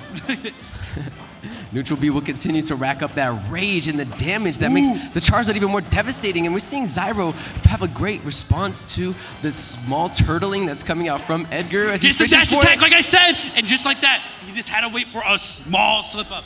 And it's hard. It's so hard to get into Palutena because it's so hard getting in on Palutena because of her back air and dash attack. They're invincible and they're kill moves. So if you're at a high percent like that and you're behind, you might as well kiss your stock goodbye because eventually it's just going to kill you. You'll probably see an opening and then boom, invincible back air, you're dead. Like simple as that. Huge shield coming at you. That character model is undeniable, like you said, and she's going to take the win there on what was a small mistake coming out from Zyro. Shows amazing resilience in his mental to be able to come back, but nonetheless, we'll see now how he fares in the losers bracket with all those champions and fighters that he has lined up. Yeah, I think he's going to do great. Zyro's a phenomenal player. He makes these runs all the time. He'll lose some winners. He'll be like, I don't care. I just wanted to play Charizard. And then he just makes a loser run. And it's like, okay, go you, bro. Absolutely. Well, we're going to see what happens as we get into Frog and Gibbles. I believe we have, of course, Frog on that Big Frog Bayonetta and the big boy Donkey Kong being piloted by Gibbles. He's very comfortable on these fighters. Both of these people are very comfortable on these fighters. We'll see who gets the edge on who as we get into this game one. Yeah, I can't really see this matchup being too phenomenal for Donkey Kong, especially on a player like Frog. They're both great players, don't get me wrong at all. But Frog has a win at ESA this tournament with Bayonetta. And Bayonetta is nothing but a combo punisher, and Donkey Kong's nothing but combo food. He's a combo sandwich. And the amount of quality of life that has been given to Bayonetta slowly through the patches. She's not been overtuned at all, but slowly her quality of life becomes enhanced. The smashes are coming out easier, a bit more utility out of her special moves, and that jab getting the kill potential as well. It just speaks to how much they love to see the resilience of this fighter in the Smash roster because she provides so much aerial pressure, needs to get a bit more of that ground game, and they gave it to her. So we'll see now, already having a very dominant lead on this experience. He gets with the grab, forward throws him. So something about Donkey Kong is that you can hit him until 160, 170 or whatever, but all he needs is probably, the jab is going to kill. That's a recent buff. The buff will kill him. But Donkey Kong, what Gibbles likes to do, he likes to play this kind of certain way where it's like, okay, you hit me, you hit me, you hit me. Oh, you messed up. I grabbed you under the platform now, you know what I mean? And then he kills you at like 50%, like really low percent. And if he gets a lead, he can also just take you off the stage with him in some scenarios. I mean, probably not wanting to do that against the Bayonetta, who's able to have a lot more recovery to the stage than some other competitors in this roster. But a back air there gets to solidify what could have been a huge lead starting to rack up from Frog on this Bayonetta. Yeah, he gets his stock off of him. Doing a very mixed up B, getting 11% on him. It can do a lot more than that, but you only got the tipper hits. Gets an up tilt. Nair, he ran in for a grab. That grab would have killed. Gets the grab, throws him up, ding dong. He's not dead. Just under a few percent, it's about 6% probably. Just needed a little bit more. This will kill him though. Bayo's broken! Bayo's broken, what the hell was that? I'm telling you, man. Are you serious? Quality of Why life does he do that? on that down special has just been increased so much, and is able to get a very solid stabilization out of a situation which probably should not have gone in Frog's favor. But we see now as he gets back to neutral, tries to fish out an up smash, gets called out, and calls the DI out. So the thing is, that throw has a hard time killing, respectively, because if you expect it to happen, it will be really hard to kill. He carries him off the top. But if you DI that back throw properly, it'll take a while to kill. So it's all mix-ups at that point. And so many mix-ups that we're seeing come up from these two contenders, as Gibbles is showing the super armor off on that up special when you use it on the floor from Donkey Kong. Really, really clean use to deny some of that offensive pressure that starts to come out from Frog in neutral. But we see now the aerial strings that come out are too devastating on that big character model. Yeah, like big character model, it's a huge deal, especially on characters that are combo heavy like Bayonetta. Gets a strong read, caught Gibbles dashing in. You can't pull up shield right away, so he side B's him. Gibbles getting carried off the stage. If he can manage to make it back, this won't be the worst situation in the world. Doesn't up B, doesn't make it back, he's gonna just repeat the process, and he dies. And just like that, he dies. Frog made a very crucial mistake, and it was that you have to, if you're gonna edge guard Donkey Kong like that, you have to pay attention to how he's recovering, because he can mix it up very simply, and stuff like that happens. You get stage spike super quickly and you die. You just die. Those propeller hands slapping through back to the ledge, and gets a really cheeky escape back and gets a game what possibly could have been taken away from him very cleanly. Gibbles is sitting in the winner's side. Gibbles has the first point, and we're gonna see Bayonetta versus Donkey Kong again at Pokemon Stadium 2 for the second bout. Yeah, we'll see how this goes. Pokemon Stadium, which is, by the way, one of Donkey Kong's best stages, which is crazy. Gibbles Frog possibly feeling like it was his fault, his own error on this stage that took away the win from him. Feeling comfortable to bring it back. He's gonna kill him off the stage. Heavy Donkey Kong surprisingly lived. He was like in the blast zone. Like, what are you talking about? In the blast zone, feeling comfortable to just come on back, do a monkey around a little bit more as he stands on that Pokeball Center stage. But Frog not making this first stock between these two, very easy for Gibbles. Definitely showing some of that expertise on this character that Frog is very well known for. Like, this Bayonetta is masterfully piloted by by Frog. Yeah, Frog is a phenomenal player, and he's really using Bayonetta at her max potential. You're going to be noticing here that he's going to be shielding a lot, and specifically under platforms, hoping to get a grab. But Frog recognizing that and just dash attacking him and killing him super ridiculously early. But Frog's playing a lot safer now. He doesn't want to make any crucial mistakes, because stuff like that happens. You just take 67%, and it looks like he's in kill percent now. Like, it's just that simple. Yeah, we saw 80% with the up throw and the up air be what could have brought Frog almost to the blast zone. No! He didn't opt for an up smash, he went for an up smash. But Frog's mash is actually amazing. Frog has some of the best mashing ever. It's actually ridiculously good. And a great DI as you're coming out of that mash is sometimes difficult to achieve. So to get so much spacing on it as well, getting brought all the way to the edge of the blast zone, trying to get a nice... Dude, I've never seen Witch Twist lose. Never in my life have I seen that happen before. Donkey Kong's back air is crazy. So grounds him much again. Comfort in that choice coming out from Gibbles, showing I have your number. I will take you off the stage and then even drop off this ledge, hit you with a back air. You could not come back on the stage today. I'm gonna make this difficult for you as much as you're making it difficult for me. He almost died. If Gibbles recognized the situation just a little bit more and he turned around and grabbed him, Frog was dead. Frog was a dead man. But unfortunately for him, he's now a live man. And for Gibbles, he's going to be having to deal with what happens to be a huge conversion on some aerial pressure, bringing him all the way off the stage. Doesn't get the sick combo, but this is looking a lot more dangerous for Frog than Gibbles. I'm going to be real right now. sending a massive message with the 72% that's racked up at the beginning of that stock, trying to solidify, but we've seen Frog get a little carried away in this set. We've seen Gibbles be able to take some of these opportunities in this exact same situation that we are now. Before sitting on this ledge, Frog is going to go back a bit more onto the stage because he knows he might not feel too comfortable. Grab up there, he chooses the nair to keep him in percent. That is big brain.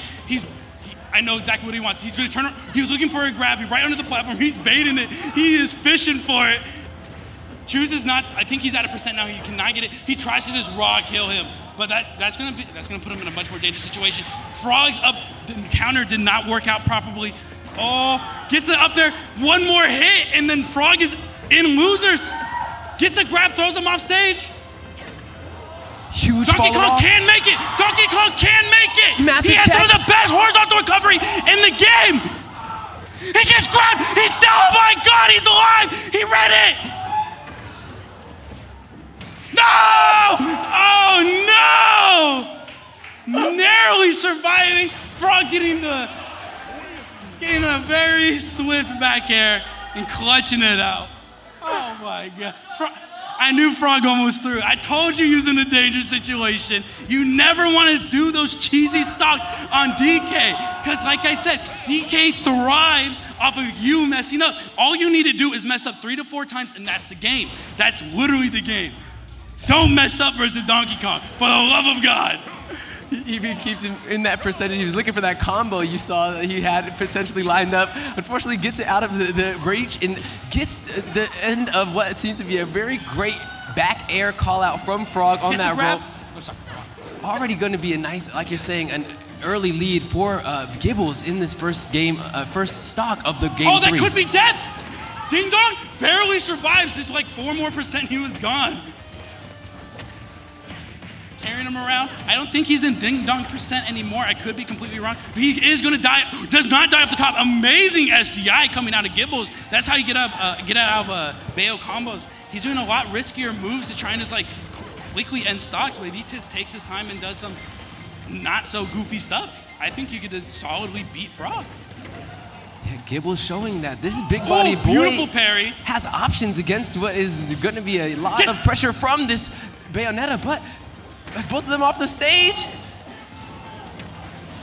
Gibbles is going to have way more of a harder time getting back from that than Frog. Yeah, so Gibbles, I don't know why he ran off the stage like that. You can't recover that well with DK, even with a jump. He's more of a horizontal recoverer. Gets down aired. He's done, bro. He's done. This is going to be a really hard game to come back from. Get the back air, though. Maybe it's not as impossible as I think it is. We'll see. Yeah, Bats Withins gets a combo for it. Donkey Kong punches, that's a solid 35%. Forward tilts him off the stage. Having Bayo off the stage isn't really always the best option. Like, it's good, but Bayo's so good on the ledge. Gets an up smash! Oh my, whoa! This is the exact scenario we were talking about last game. You can't mess up versus Bayo. He is gonna live. Donkey Kong's a big boy. Big man. Has the rage charged up and that neutral special charged up, I believe, as well. So a lot of potential. Why is he going on the stage? He takes the wall. Gets back here, that's going to be dead. Frog making sure that rage could not be his downfall in that situation. Frog able to get a very solid, convincing game 3 out of that, even though it was very close to being back into this exchange of momentum back on Gibbles' side. So yeah. So Gibbles, he played the matchup really, really well, but he kind of messed himself over on very crucial moments. Like, you don't go off stage to chase Bayonetta, especially as Donkey Kong, because you can just easily get reversal game.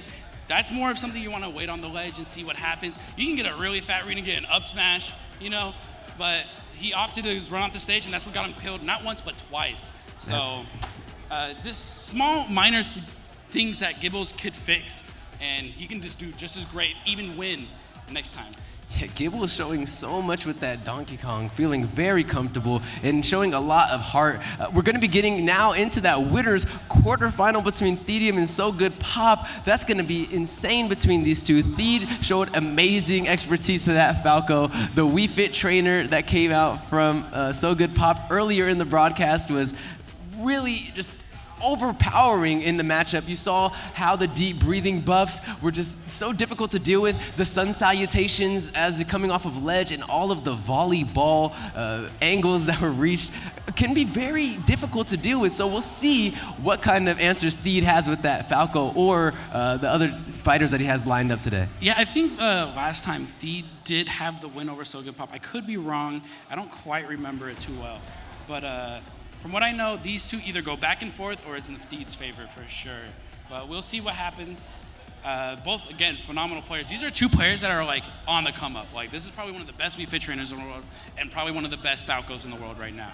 So hopefully we see we will see some great gameplay coming in right now. We are definitely going to get into some great gameplay. We see the stage and the rules being selected as they go through, fix their controls up. Both of these players, like you said, have a long storied history in Vegas. They've both played on stages throughout the Valley multiple times and have a great renown also around the world, like you're saying, on their fighters. So they're going to have to give each other a harder time than the other if they'd like to get a chance at that $250 and that GG Power Crate if they want to get into a very deep run in this winner's bracket and not have to go through what could be a very long night for them if they want to sit through the losers, because that bracket reset in 5 games or possibly 10 games to get the win off of that first place contender can be very difficult. And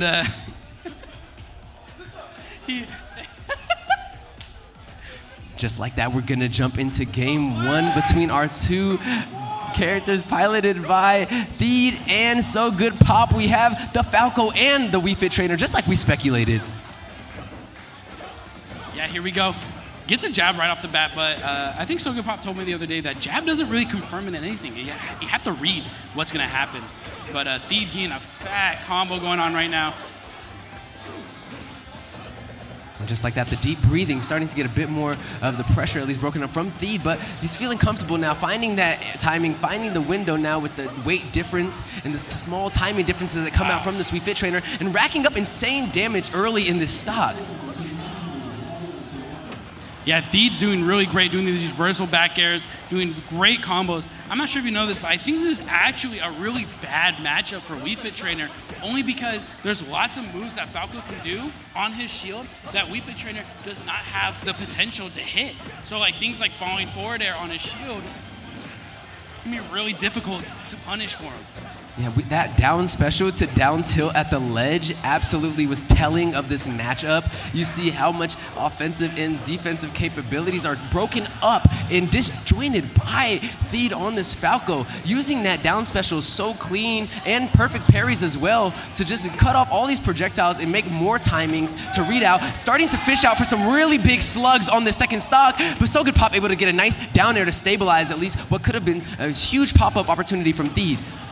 Theed is running a town on So Good right now, punishing everything that he's missing, and you have to be careful because Falco has strong moves that if you whiff and he hits you with, you will die. Here comes another combo, drag down forward air, drag down nair, another up tilt, up air, reads the down air but doesn't get a punish off of it, tries to side B, jab, knocks him over, doesn't get the tech read that he was looking for. Gets deep, barely gets deep breathing and dies for it. That's how good deep breathing is. He barely got it, ran up to him immediately and F-tilted, died at 110, simple as that. Reads the spacing on it, reads that the Falco was not having a time to respond and gets a nice slide in, but is still eating this immense aerial pressure that's coming in from Theed. Theed is playing out of the mind, feeling very comfortable on all fronts with this Falco we've seen. Yeah, Theed keeping him off the stage. But So Good Pop, with deep breathing, he is in a very dangerous situation. He is off stage. What is he going to do? He opts to hold down on ledge and hit the Wii Fit trainer to prevent any sort of damage. Catches his back air. Actually insane. Theed actually baited out the back air so he can land the up smash. He was conditioning him by dropping his shield left and right, pretending like, oh, I'm trying to parry. Then he holds it, and then he gets an up smash for it for free. That was just absolutely insane by Theed, just showing how much control he had over the pacing and every single option that was going to be coming out from So Good Pop in that situation. Had coverage on everything. It was really masterful. We'll see now if this Theed onslaught of pressure will continue, showing that he's going to be in very rare form tonight, covering all the options on this Falco very comfortably. Yeah, like I said, Theed is just pressuring his shield, and Wii Fit Trainer does not have safe enough or fast enough options to really properly punish. So Theed, all he has to do is spam on his shield, and hopefully that Wii Fit Trainer is smart enough to hold onto shield and not get punished too hard.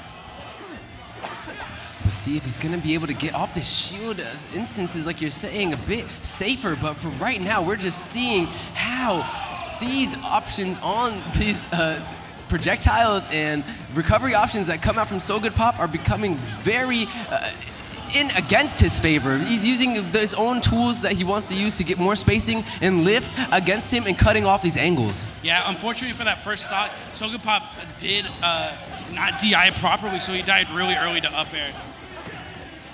Theed absolutely unfazed by deep breathing, knowing that even though with deep breathing, he's not fast enough to punish Falco.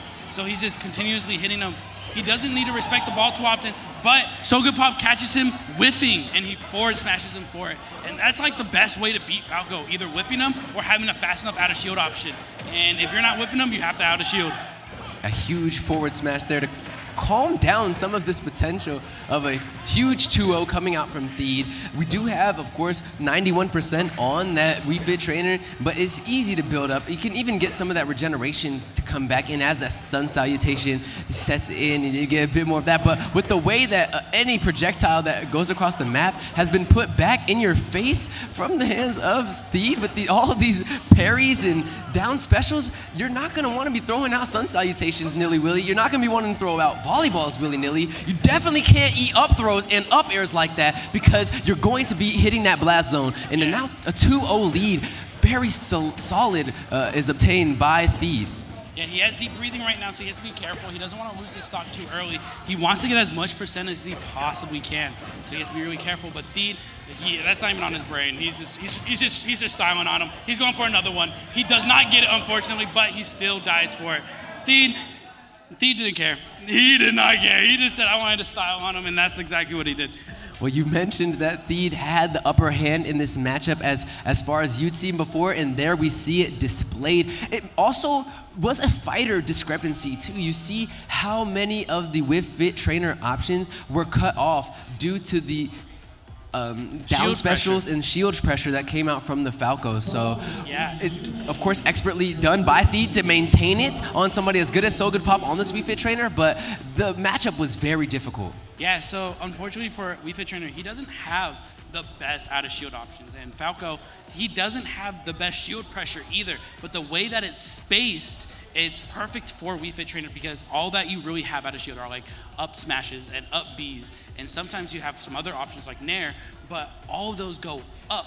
All of them go up. So if you don't have a move that punishes forward out of shield, what can he do versus forward air, drag downs or up tilts? Absolutely, we saw that be a very difficult problem, but we see Theed now getting to go further in this winner's bracket. So good on Theed, great job from that showing against that Wii Fit Trainer, and we're going to be getting into Foe versus Yume as we continue down this winner's bracket. So Foe versus Yume, of course, probably a Ness versus a Lucario situation.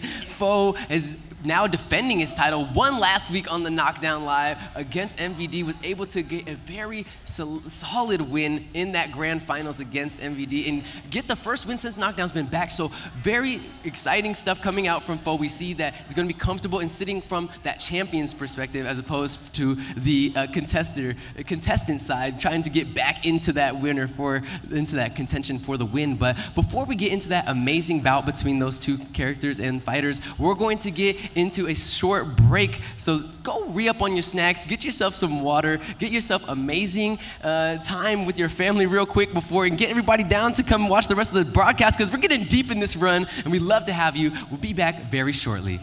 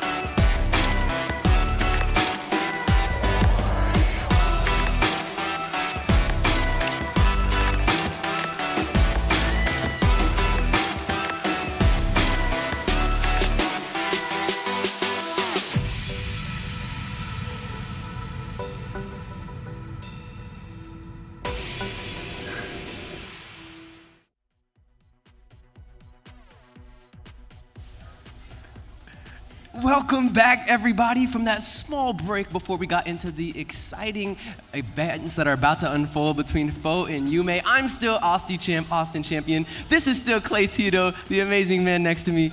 Hello. And we are still going to be so excited, looking forward to what's going to be going on between Foe and Yume in this winner's quarterfinal we're about to get into.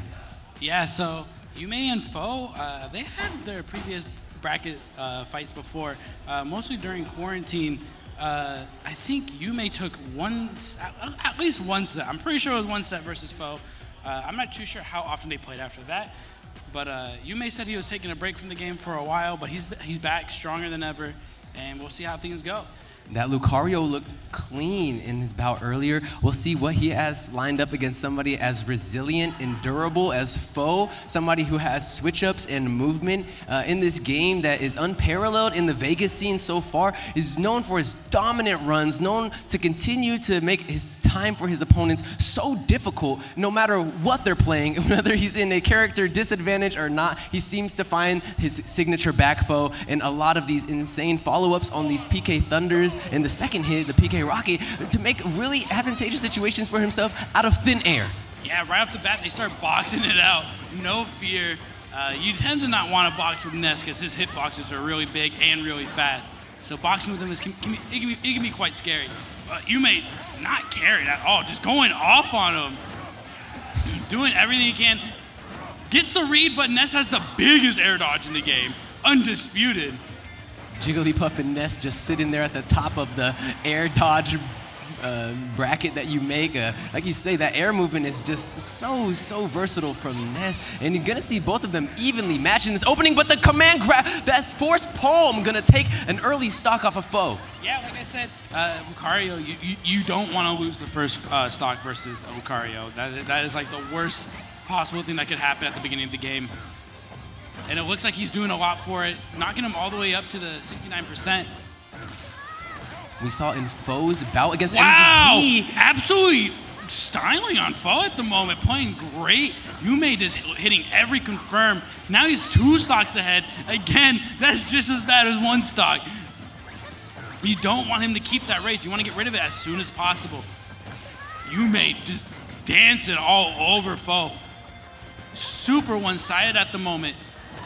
Covering so many options and movement, making sure those nairs are falling on Foe at every turn, making it so difficult to try to get onto the ground. But the back throw, like we said, finds it and at least gets a bit of that rage. The aura, at least, is now calmed down for a moment. And we'll see how Foe is able to rack up a bit more of that percentage as a huge aerial string of those up airs just devastates the health bar of Yume. He tried removing that stock immediately. He got like 6 up airs, took him to 50, and he was hoping for a really silly air dodge read from Yume, but Yume did not fall for it. The resetting neutral, Yume playing really safe, gets the Aura Sphere into back air. That is a true combo. It is very devastating, but it's hard to land. So, especially against that small character model. Let's try some back off the stage. Dodge, gets the dash attack. Will it kill? It won't kill just yet. He did not have enough percent on either of them to be a kill move just yet. But he's off stage. He opts to just ledge trap him, gets the ledge trap, side B command grab. That will finish the stock. That is game 1 to Yume, and it is looking dominating for Yume. Yume looking great in that game. Will Foe be able to bring it back? Yume is going to feel a lot of confidence gained from that easy win that he was able to get off Foe, was able to get a solid lead on that the first 3 stock. Like, I think it was 3-1, very convincingly on the stock lead, at least for Yume, and played that lead very comfortably. Didn't do what we see in a lot of people that get early leads do, start to falter, start to play too safe, was able to get a very convincing win. And as we get into game 2, we'll see if Yume is able to replicate that success, because we are back on Pokemon Stadium 2. Yeah, we'll see how this goes. Foe is like usually the king at adapting to situations. He's really good at it. It's one of the things he's mostly known for. But it looks like he is doing much better this stock. Yume whiffing the grab, gets grab back, gets thrown up instead of back throw. Doesn't want to stale it out. Hopefully try and get a cheeky kill off the top. Uses Ness's, basically his shine of this game to get out of that scenario. I love it, the shine, yeah, of the down B. Oh my even think that was bad DI. I'm pretty sure he just died. Like, that was, like, he died at like 60. Foe does bring it back. Thankfully, they're both at 0%. So it's fine. It's basically even. We're playing Smash 4 now, you know what I mean? Like, we're fine. Foe picks up a huge yo-yo burst with that, making sure that up smash connects and gets the farm off on the Lucario, getting that aura at least to dissipate for now. But now we're sitting 2-2. Like you said, Foe getting a bit more of these exchanges under his belt. We just see the explosive use of the energy that starts to rack up on Lucario's side just become too devastating with that small character model. So Foe is going to need to get a lead that sticks in order to make sure he is the one getting this second game win. But Yume is having a very good time racking up that aura, having a good time with the spacing as well, and setting up, feeling comfortable setting up a lot of these combo and true conversions like you're saying. Foe's movement has been significantly better this game, and he's not necessarily winning all the trades, but since it's Lucario, it's really hard for him to do better in the trade. So he's just hitting him with this nair after Lucario does his first nair, and it's just being better essentially in that scenario. Yume at 77%, I wouldn't say this is too bad of a situation for him, but Ness isn't exactly easy to hit, and for some reason Yume ran off the stage and down aired. Very awkward scenario, to be honest. We'll see how what Yume does about that. But Foe bringing it back, playing significantly better than last game. Did a great job at adapting to it. We'll see how things go up for the next game. Because it was like the rules reversed, essentially. And Foe tends to have that kind of thing with them where, like, he will probably sometimes get body like game 1, and then suddenly it's like the other way around. It's like, what happened?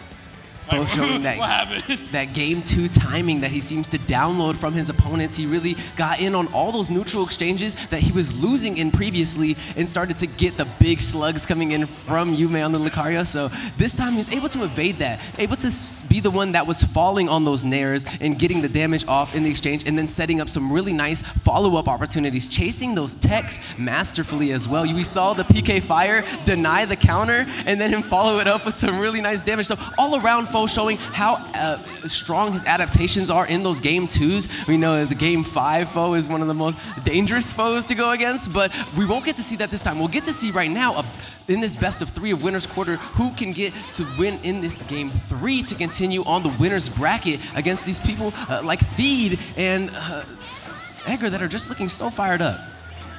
Yeah, Foe's doing a great job chasing him down, just making sure that he can't leave his shield safely, which is looking really optimal against Lucario, because Lucario doesn't have the best out of shield options either, kind of like Wii Fit. Doesn't get the spot dodge read, even though Yume did spot dodge. He did spot dodge at the right time to avoid the F smash. Yeah, that F smash was absolutely huge, bringing out that bat in neutral, but the back air as Yume tries to get to the stage is what's going to call out the final blow of that first stock. Yeah, back air killing really early, killing him off the top, to be honest.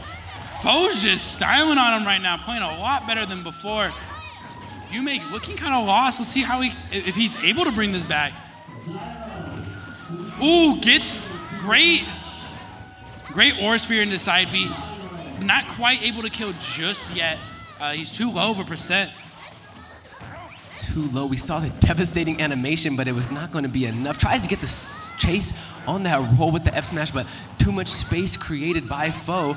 Expertly denies that Aura Sphere with the back air to catch out that hitbox, just showing the priority of that back air and how devastating it can be to call out some of these options. Tries to get it again there, but Yume with the timing, and just like that, gets a bit more of that health as the force palm and its command grab that tries to hit just the tidbit that would have hit with a bit of blast zone radius is just absorbed for a little bit of top off on this Ness.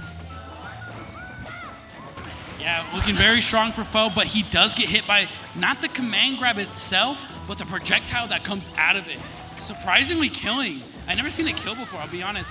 Oh, this could be dangerous for Foe, but Yume, I think he's looking, Foe essentially knows at this point that he's looking for a cheeky kill. He wants him to do a laggy move, essentially, so he can punish it, and that's exactly what he did.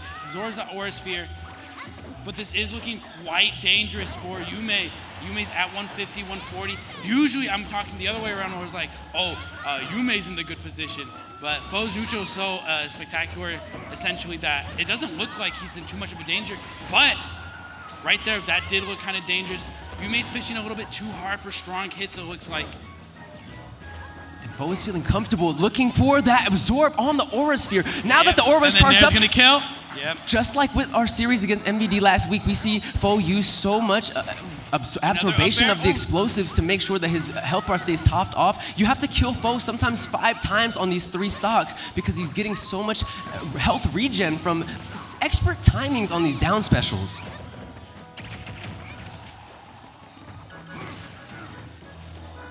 And just like that, we see Yume now on the back foot of the final stock of this winner's side of the bracket. It's going to be definitely a tall order to get this 55% racked up to a kill, as well as the next stock that's going in with an up smash there. Kill.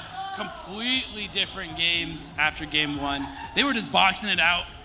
They were boxing it out game 1, and Yume, he managed to clutch it out. He played really well, but Foe just playing excellent on the next 2 games. Really changing the pace of how things went. It was actually really good. Yeah, I was like very impressed by the download we saw in game 2, and then just the expansion upon that lead that was gained in game 2 in game 3. Solid explanation of why Foe is the person that's sitting on that winner's side coming into this bracket. He is the person that was able to win that GG Power Crate and that cash prize of $250 last week, and he's going to be a tall order for anybody in the competition that wants to try to dethrone him. But we're going to get into 2 contestants that have an opportunity, Frog and Edgar, coming up. We're going to see what they provide with their champions. They're bringing both Palutena and the Bayonetta to try to, of course, beat each other, but look to what they can do to win against somebody like Foe, who's going to be, honestly, who you're looking at the end of the tournament to defeat.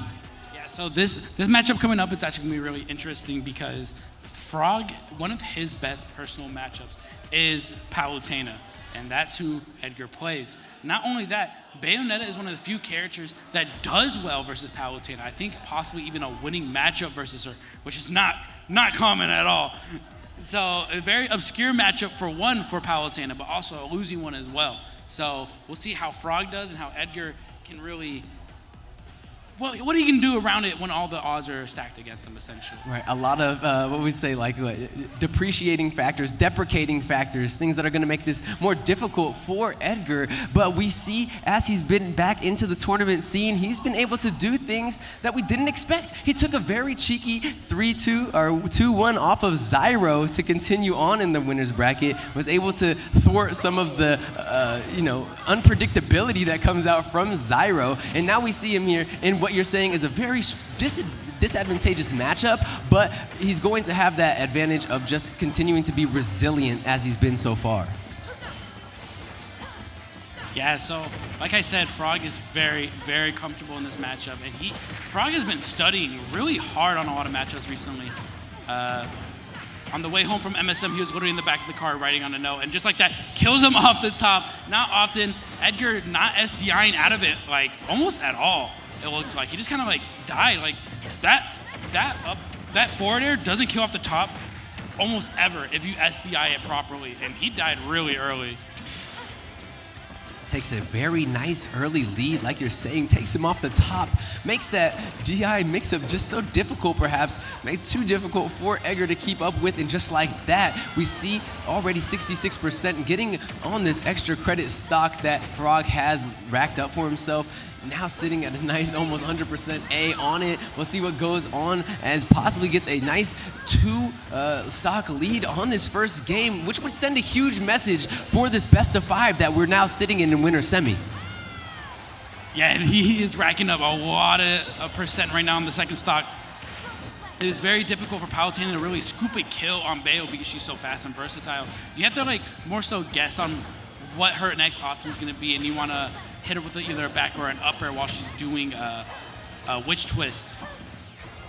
And we think about the type of smash attacks both of these characters provide. They're very similar, but Bayonetta's just come out quicker. They have just a bit more devastating hitboxes. That forward smash, the way it just swoops forward, those wings are not going to check that demonic fist as fast as Bayonetta's able to bring that up if they're sitting just balls to the wall in neutral with a forward smash energy. So yeah, it's also huge. It is a huge hitbox.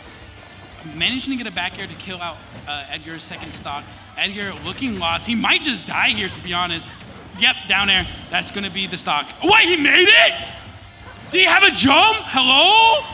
He just wanted to hear the clay Tito pop off that. What do you mean? Makes it back with that snap to the ledge, and just like that, Frog does send the message with a huge amount of damage racked up onto Edgar, but not gonna be able to take this first game yet. But that back air there, fished out of the air, will solidify Can it. we talk about how smooth that stock was? I don't think any of that was like a combo. He was just like hitting him, and then he just turned around back aired him. I could be wrong, but it just looked goofy. It was a very clean, goofy looking stock.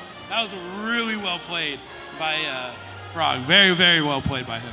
The drunken kung fu coming through, hitting him with a little left and right, swaying through that final stock, and now putting Edgar on the ropes, having him have to figure out what he's going to do to answer this energy from the Bayonetta, because we see Frog feeling very comfortable in the movement. We see Frog also being able to capitalize on any mispositions in the air that that Palutena is coming up with. So Edgar's going to have to be on the front foot of these exchanges to try to make sure that he is in the lead of these stocks. Yeah, Edgar opted to take him to Town and City. I'm not too sure how I feel about this. I feel like Palutena does pretty decent on the stage. He loves FD, Edgar does. So I can definitely see that he took him to Town and City for this fact that it's kind of like FD. One of Bayo's biggest weaknesses is actually catching her landings. So that's also a good reason as to why Frog opted to ban FD. But it looks like right now he's not really catching his landings, but more so trying to get some like little hits that he can with back air and dash attack. But Frog is all over him. Like I said, this is one of Frog's best matchups, his personal best matchup. And then Bayo herself also has a good matchup spread versus Palutena. I'm surprised Edgar didn't actually opt to switch to Ness. I kind of wish I saw it. Well, maybe we'll get to see it come out in the Game 3. Like we said, this is the best of 5 now that we are in the winner's semi-side of the bracket. Ooh, so you're right. I didn't even realize. I thought we were still in quarters. Exactly. Right. So we have opportunity for more comeback potential, switch-ups, characters to do 3-0s when they've been put against the rope. So we'll see what happens as Frog has just continued to be so dominant in this second game now of the winner's semi.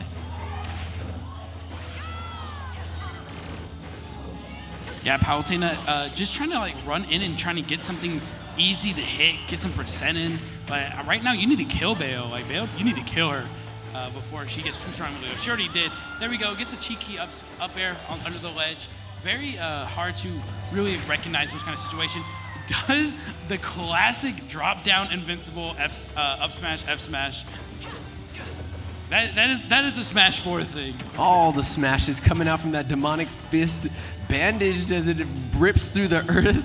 But just like that, we're going to see what happens as Edgar now sits in a very precarious situation, down 2 stocks, down a stock from this onslaught of pressure coming out from the Bayonetta, who's checking you with a lot of the most offensive options that Bayonetta has, not even going towards the strengths of the character, just like you're saying, going with more of this drunken style, not even going with the combos, just flowing in and out of the fight, racking up these small percents of damage, and then choosing to go with the more devastating combos, making you be lax on your DI and take you up over the stage where a Palutena is usually not trying to DI from. Ooh, gets 2 side Bs from him, catching him air dodging, and he's dying off the top. He was really high up there, so that was going to kill significantly earlier than it normally does. But yeah, it kind of looks like, so the problem I'm having with this matchup right now is that he's getting him with a lot of side burner kicks, right? And that's Bayonetta's side B. I feel like Palutena shouldn't struggle too hard against that because of her back air being invincible. But it comes out a lot faster than her back air. So it's more so that you want to react to the situation that you're in rather than reacting to the move itself. And you want to throw out back air earlier instead of later. And then that would be a lot easier to deal with side burner kick. Yeah, it would be a lot easier, but it is difficult to deal with when the pressure continues to come out from Frog. The mix-ups just are non-stop. It continues with the onslaught, and just like that, is sitting at a 2-0 lead over Edgar in this winner's semi, feeling very confident in doing so. Yep, there it is. Gets the side burner kick. You want to play very safe with that. You don't want to jump versus Bayonetta too often. Kind of the same thing for Pal. You don't want to jump into neutral too often versus those characters. Otherwise, you get snatched up and thrown around.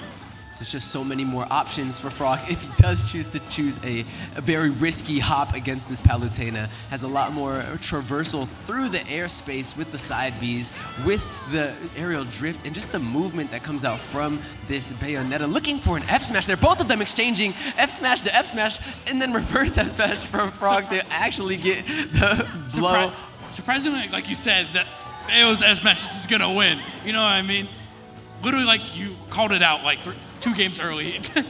Hey man, just theory crafting in my head. They have such similar play styles, and we're seeing how the speed and the also just extra use of projectiles and movement plays in the favor of Frog in this matchup. And like you said, his mastery is being shown. Has great spacing, cutting off so many of these dash attack opportunities like we see there that Edgar's trying to fish out, just providing very good opportunities for himself in the spacing, knowing that he'll be able to reach just a bit farther, a bit quicker than Edgar's able to.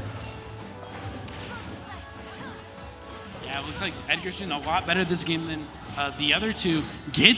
Catches his dash attack and gets a back throw. Very strong back throw. Like I said, that's basically a S back throw. That thing's so strong. So strong indeed, and we're seeing now as Palutena is going to be racking up this rage, is going to start getting a lot of damage on this early stock that's been taken. Frog going very deep to deny the recovery. There's so many reads that you can have on that Palutena recovery as it's very predictable and tries to get the frames of invulnerability the vulnerability frames that come from snapping to ledge, but is a little bit too far on the spacing, not able to grab it with that neutral air that he followed off stage with, and we see Edgar still be able to stabilize, but eating that back air there is going to be the way to easily get to a stabilized 2-2 for Frog air. Yeah, great falling back air. Palutena could possibly just dash attack through it, but it's hard to react to things like that on the win, especially if you're not expecting it. But Frog playing really smart, getting 2 grabs, 41%. Edgar racking him up to 99%, almost taking a good lead. 112, doesn't get the up air, but I think that's what he should really be opting for now, is just keeping him up in the air and trying to land an up air, get a kill from there, because it'd be a lot safer for him. But Frog reading just about all his options with sideburner kick, hitting them raw at least 3 times, take him to 101%. Going with the forward throw there for the mix-up, knowing that the back throw won't kill, tries to get the side special to follow up on the damage, but getting a lot of these reads, and the jab is what's going to get the kill. Yeah, jab is also really strong. Up tilt, charges up smash, very interesting. Do it again. Do it again. Okay. Second time getting that up smash out of the invulnerability. Super clean way for Frog to even up those stocks and make sure that he's able to at least get a chance at this 3-0, but Edgar's making it difficult, already racking up 59% on Frog, trying to make this difficult for the 3-0 to come out, but the pace is starting to get picked up by Frog here as we see getting the number on a lot of these angles. Oh, is this jab gonna kill? No, it was buff, so I just wanted to know if that would kill. That would be really early. Frog taking back the lead. It takes a while to get a lead from Palutena, but Edgar, he's still playing great. He could definitely take this game. Both fighters within a death's breath. Could easily be the fall coming from either side of this exchange, but we're seeing Edgar get the inside track on it, gets the dash attack as well to break up whatever Frogger was trying to stabilize, but we see the side specials now connecting. We see the read as he comes back to the stage, gets the grab, fires up with those neutral specials, but they don't connect. Tries to get the jab, doesn't get it, F smash whiffs, gets a grab. Bayonetta, Frog DIing properly, gets the forward air, but frame 1 air dodge, bats with thinning, doesn't get the kill. Looking for a safe move to land with. Gets a raw dash attack, doesn't kill quite yet.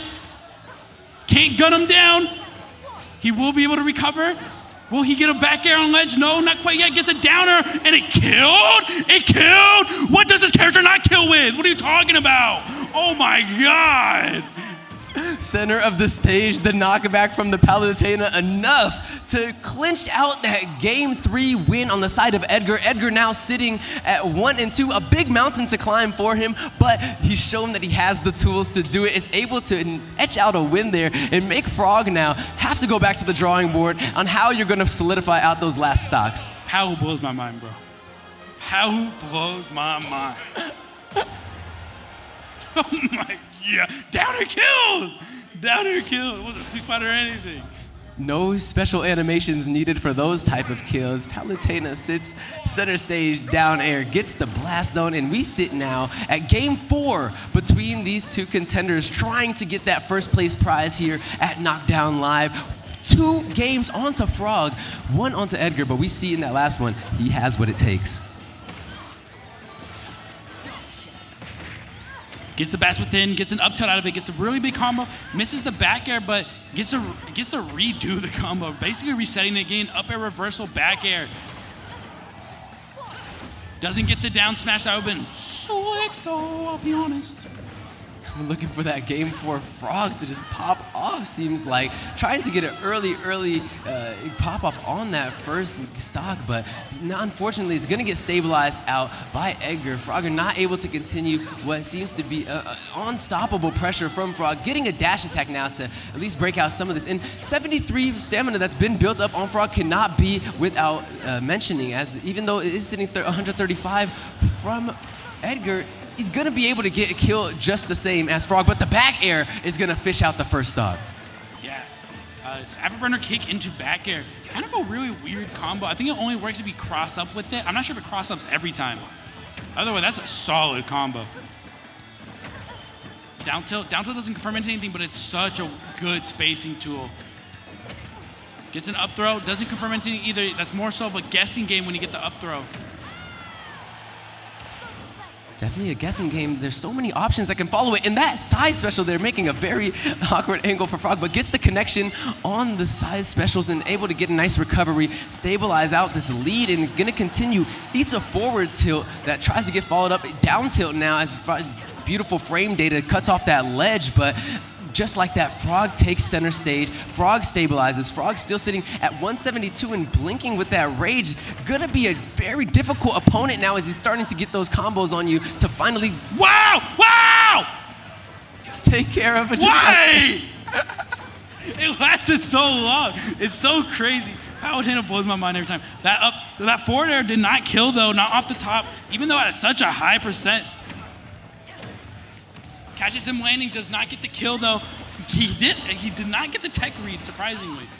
All I know is I'm going to take that YY and make that into my text tone from you anytime. I hate Palu, bro. Anytime you message me, Clay Tito, that YY could have woken me from a slumber 20 years long, man. So Clay Tito with the hype coming through, making sure that the hype behind those insane kills from this Palutena are noted. The down air in the center of the stage, that up air that hips off the ledge, able to kill and get an even game out, even though Edgar is sitting on the back foot, the even stocks that we're sitting at. Frog is having a hard time getting this on 199% Palutena to actually see a blast zone. Edgar's surprisingly living for a very long time. Bayonetta is well known for having a hard time killing, but gets a solid backer at 200% to finally kill him. He's hanging on the ledge. Doesn't quite jump off yet, uses forward air to space, but Edgar punches the landing, because like I said, I didn't say this, but the more specials and aerials you use with Bayonetta, it includes more lag on your landing. So it's not more so a specific move that gives you lag, but all of them combined does. Absolutely, you have to be so careful to not fatigue yourself on this champion. They've made it very difficult, this fighter, because she has been so dominant in the air before, but just like that, we see how that drag down off the stage is unfortunately going to be the demise for Frog on that leading stock that he had, making a statement in this final stock, trying to get this game for victory to get a 3-1 in the series. Running off the stage to whiff him naring with the afterburner kick. Takes him off stage, tries the down air, trying to get the landing hitbox, does a raw up smash, killing him for jumping. Beautiful by Frog, clutching it out at the end. But Edgar, can we talk about how well he adapted to it? Do you know how hard it is to adapt to Bayonetta when you don't know the matchup perfectly? Because Bayonetta, she just has so many hitbox, so many things going on. You don't know how exactly they work. You don't know how she recovered the 3rd time in a row when you swear you took her jump. And it's like, whoa. So the fact that Edgar was able to adapt like that and make it as close as it was actually phenomenal. Great stuff by Edgar. Yeah, you mentioned the matchup disadvantage that Edgar had going in. You mentioned how much of an uphill battle just off the two fighters that these two enjoyed to play were selected was going to be difficult for him, but it made it very competitive every single game, even though we did see 3 come out from the side of his opposition. We were unfortunately, fortunately able to see a very competitive series between these two.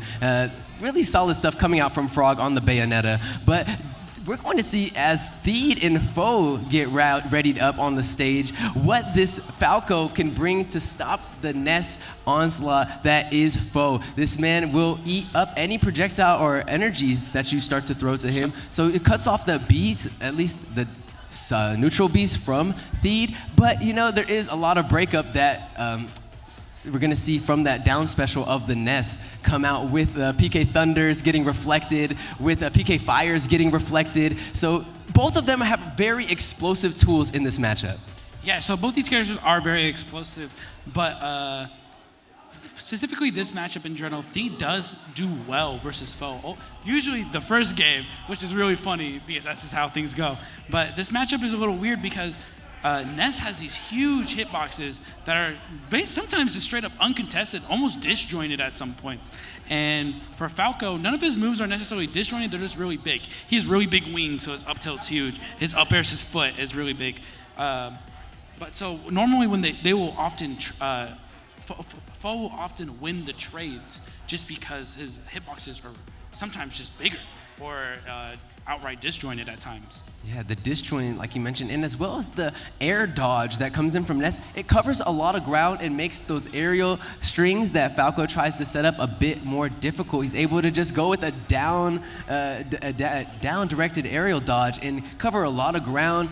You have to drag down and predict a lot of movement that can come out with his DI. So have to be careful on those techs from Theed. Has to make sure he's sitting on the front foot and trying to get some of those huge slugs that we've seen come in from him as he gets lined up with those hitboxes. But we're going to see now these two contestants get ready and lined up on the two champions that they love to play, the two fighters sitting left and right. Falco versus Ness, just as we had predicted in the early game. And we are going to see a game 1 of this winner's semifinal breakoff. Yeah, I can't wait to see how this game turns out because I haven't seen Theed fight Foe since his strong level up. So I'm really excited to see how well he does now. Yeah, just like that, Foe back aired out of the combo, and he just won the trade, basically resetting the neutral. He gets the grab, but trades with down tilt, and Theed gets 3 up airs before it. That's great. Using the down special, even though it's a great reflector, don't get me wrong, it's also used for just interrupting your opponent because it's such a big hitbox, and it goes so far.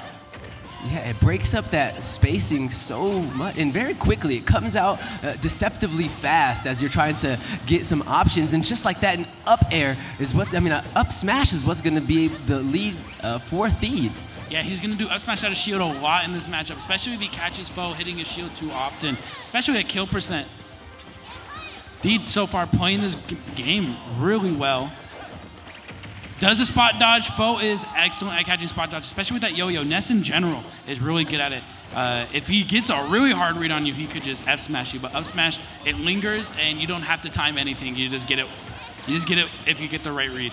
Using Theed's greedy approach of the ledge with the invulnerability to just get an immense string of up airs, get 61% already lined up. Yes, Theed does have the center stage, but that damage that we see racked up even on the back foot from Foe is going to be something that Theed has to respect.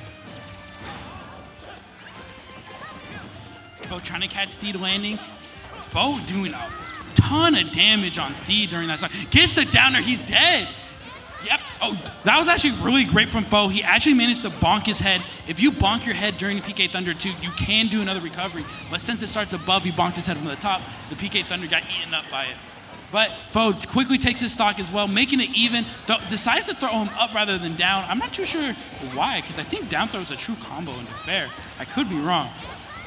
Foe just so comfortable taking that lead away from Theed whenever it's just there for a moment, even though it didn't look like Theed possibly was in kill like percentage. I said, reading the spot dodge, and you can just F smash and they die relatively early. Really early, actually. He was at 70%, and that was a tipper hitbox from F smash, and that's going to kill. Yeah, like I said, Ness is really good at catching spot dodges, and some moves just do it for free. Other times, they just kill you. So Ness is such a nutty character. Out of shield there might have been like catching an MLB fastball the way he got it right as the shield was dropped, but nonetheless a very solid game one coming out from Foe, feeling very comfortable with the tools that this Ness has in the matchup, even though Theed does provide so much zone of control and breaks up a lot of that area that Ness wants to be in, and has a lot of options as well out of shield, like you mentioned, that make Ness's life difficult. Foe is able to find the win. So in game 2 now, we jump into it. We'll see if Theed is able to do a bit more mix-ups and not be so, I would say, ooh, gets readable. a drag down relatively early. Doesn't get a punish for it. If he was like really brave, he could have ran down and down aired him. Try to get that early down air, but the neutral callouts from Foe are just absolutely insane. Catching his jumps, reading his recoveries.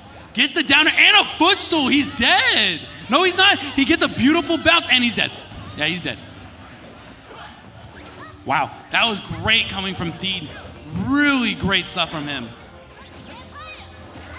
Runs off nairs, does not kill just yet, but this will more than likely kill. Yep, he's not recovering from that. Barely. He didn't even have to hit the sweet spot. The soft spot was more than enough to just knock him away from the ledge. Gets a down throw. Opts not to do it. Shield pokes him with PK Thunder. They get a rapid jabbing out of that situation. Very smart by him. Foe just using forward air to break not only his combos, but also getting a combo of his own. Really scary of Ness. Gets the PK fire. This is what Foe's really good at. Landing those PK fires off stage. Gets it down there. Takes it. Great stuff. That would have been amazing. That would have been amazing if you first down aired him. That would have been so good. Almost gets the reversal there, but Foe proving too agile with that PK Thunder, converting it into the PK Rocket and getting as well the hitbox on Theed to make it just undeniable damage to get him into the blast zone. Now he sits with a very solid 2-1 lead on this game 2. Gets a little bit of his PK fire that was reflected there. Just the cheekiest little bit of health reabsorbed by Foe, but Theed definitely paying his best on this game 2 stock, trying to make sure that it is a 1-1 at least to get onto this opportunity to get a win on this game 2. And with the up throw to up air is going to be easier. That confirmed that's a really high percent. It normally doesn't confirm so late, especially when I character that says floaty as Ness. Ness being so floaty, it's really difficult to like combo him properly sometimes. But he managed to do it. Great stuff on him. Gets the PK fire, does the yo-yo off the stage, holds up onto the ledge so he can hit him away. Forward tilt is going to kill. That is a strong move. Slowly walks up and forward tilts. That has happened twice to Theed today. That little foot just coming out with that forward tilt solidifies game 2 for Foe.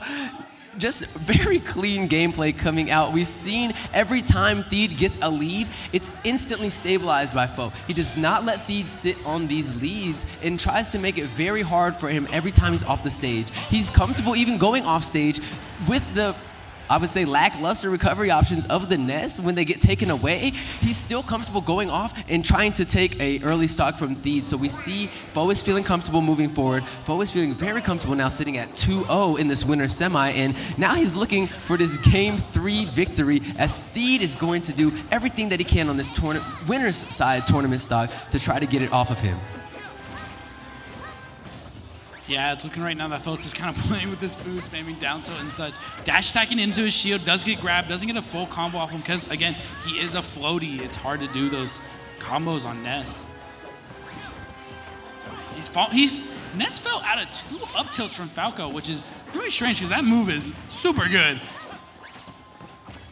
Chases them down, catches an air dodge. That's what Foe looks for in his gameplay. He often looks specifically for air dodges so he can hard punish them. Nothing like a punish like that. Down air into that back air confirmed, just like that. Theed is sitting with a very comfortable lead on that first stock, but we'll see if Foe's going to be able to do what he's done all game, stabilize it before losing too much health, making it somewhat useless that Theed has gotten the lead, but because the momentum starts to shift so quickly, but only 9% now on that lead. We'll see if Foe's able to get the back throw, tries to look for it, but actually switches up and goes for the up smash, hopefully reading that Theed was going behind him, but is going to not get an early stabilization. Is going to sit now, trying to have to fish through this now as he's getting ledge trapped and edge guarded, but beautiful downer from recognizing that he couldn't recover to the side. So he went low and Foe knew. That reversal of pressure just coming out so smooth. The ebb and flow of the fight just seeming to go always in the favor of that red side. Ooh, gets a double dunk on him. Does he get another one? No, he went for the down smash instead, hoping to two frame. Doesn't get the two frame, but he still gets phenomenal punishes with a up throw back air. Gets a good down tilt. Gets hit by PK Fire. That's a huge combo starter for Ness. What? What was that? Kick the yo-yo just to tell that kid, I'm sending you to the blast zone, you're next. And there we see that back air solidify. A nice game lead on to Thedium now. He's going to be sitting very comfortably at 93%. It's not going to be a huge kill pressure, but if he eats the bait of that back throw there at the ledge, actually gets a mix-up of the up throw, possibly looking for some up airs, chains as he's falling down, but doesn't seem to connect them. Gets to rack up more damage on Foe now since that stock lead was not able to be evened out, and just like that, 87% as Foe is batted around the stage. Yeah, Theed played this stock perfectly when he finally got the lead. He opted not to try his best to get as much percent, but waited for the percent to come to him by playing neutral because he had to approach.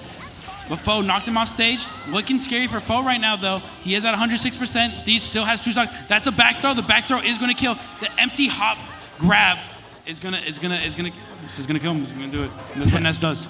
That back throw killing off the top of the stage from that angle. Absolutely insane knockback from that, no matter what percentage you're at, especially when you're over 150. Ness falling out of a lot of Falco's moves like forward air and up tilt, like all game. Kind of strange. Doesn't get the empty hop, the fast fall grab from Theed.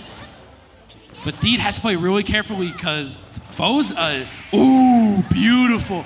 Foe's advantage state is huge, so you have to be really careful that when you have the lead that you play it properly and you don't drop the ball.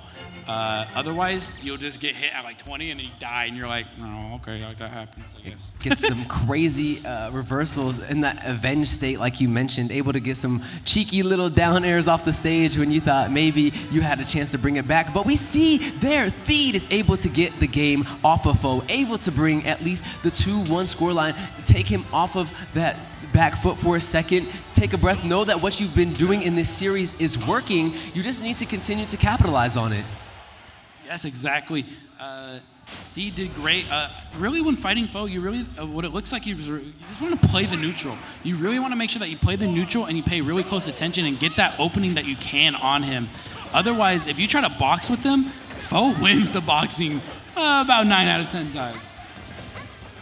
The boxing can be crazy coming out from this little yo-yo wielding boy with all these magic tools in his back pocket, chasing Theed up to the platform now, trying to get some strings to transpire from that situation. But just like that, we see the neutral space attained again. The bat not going to be covering the space he's needing, and just like that, he now Foe is sitting on the back foot after eating that up throw in the follow-up potential that comes from Theed. Yeah, he almost got a kill. I think I'll give you one. Oh, that nair's gonna kill. That nair is so strong. It is so unbelievably strong.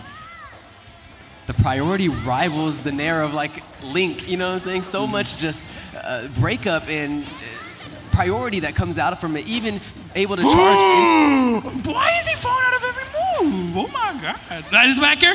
Wow, that would have been section. I'll be honest, that would have been a really nice Nessa combo if he managed to get that back air. It wouldn't have killed, but it might as well have. Gets another smash read, kills him at 93%. Foe's running with this game. Foe has been on him on this game. Well, does not wait for the landing hitbox from forward air. Does not get the grab. Theed keeps opting to specifically get a 2-frame with down tilt, and it has not worked yet. It might not just not work on Ness. Some characters have different animations on their 2 frames, and sometimes they're just too low to hit.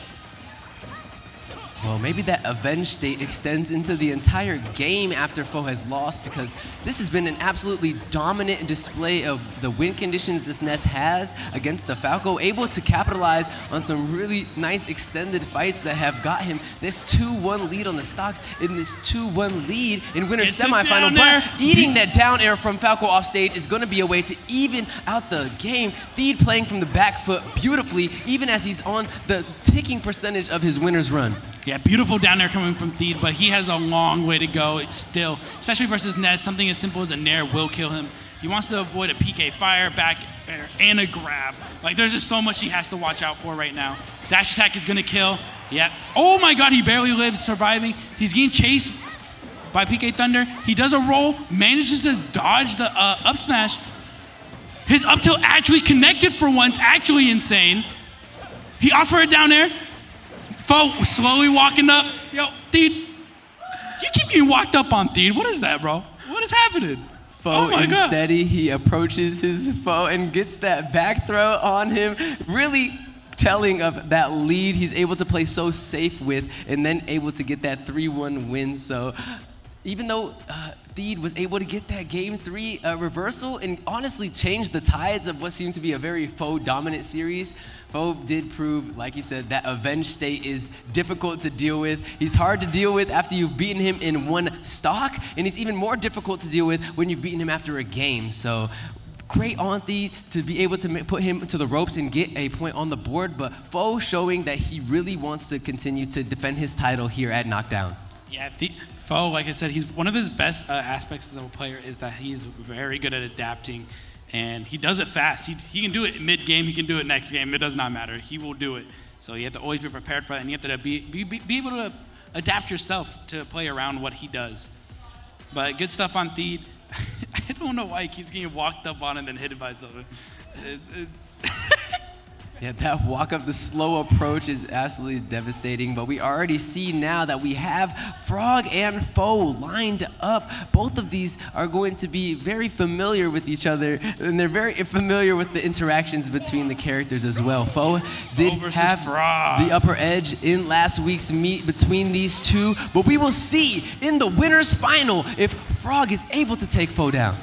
Yeah, Foe is playing great right now, but so is Frog. Frog was actually on the way back home from MSM. He was in the back of the car just like saying random Ness Bayo matchup stuff, and I was like, Frog, shut up. Like, what are you talking about, bro? But I'm assuming he was preparing for this matchup specifically. So we'll see how it goes.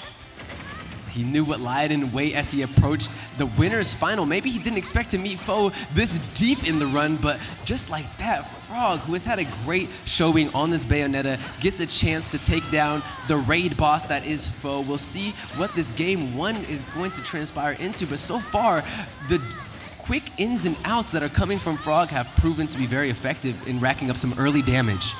Yeah, Foe getting those quick up airs.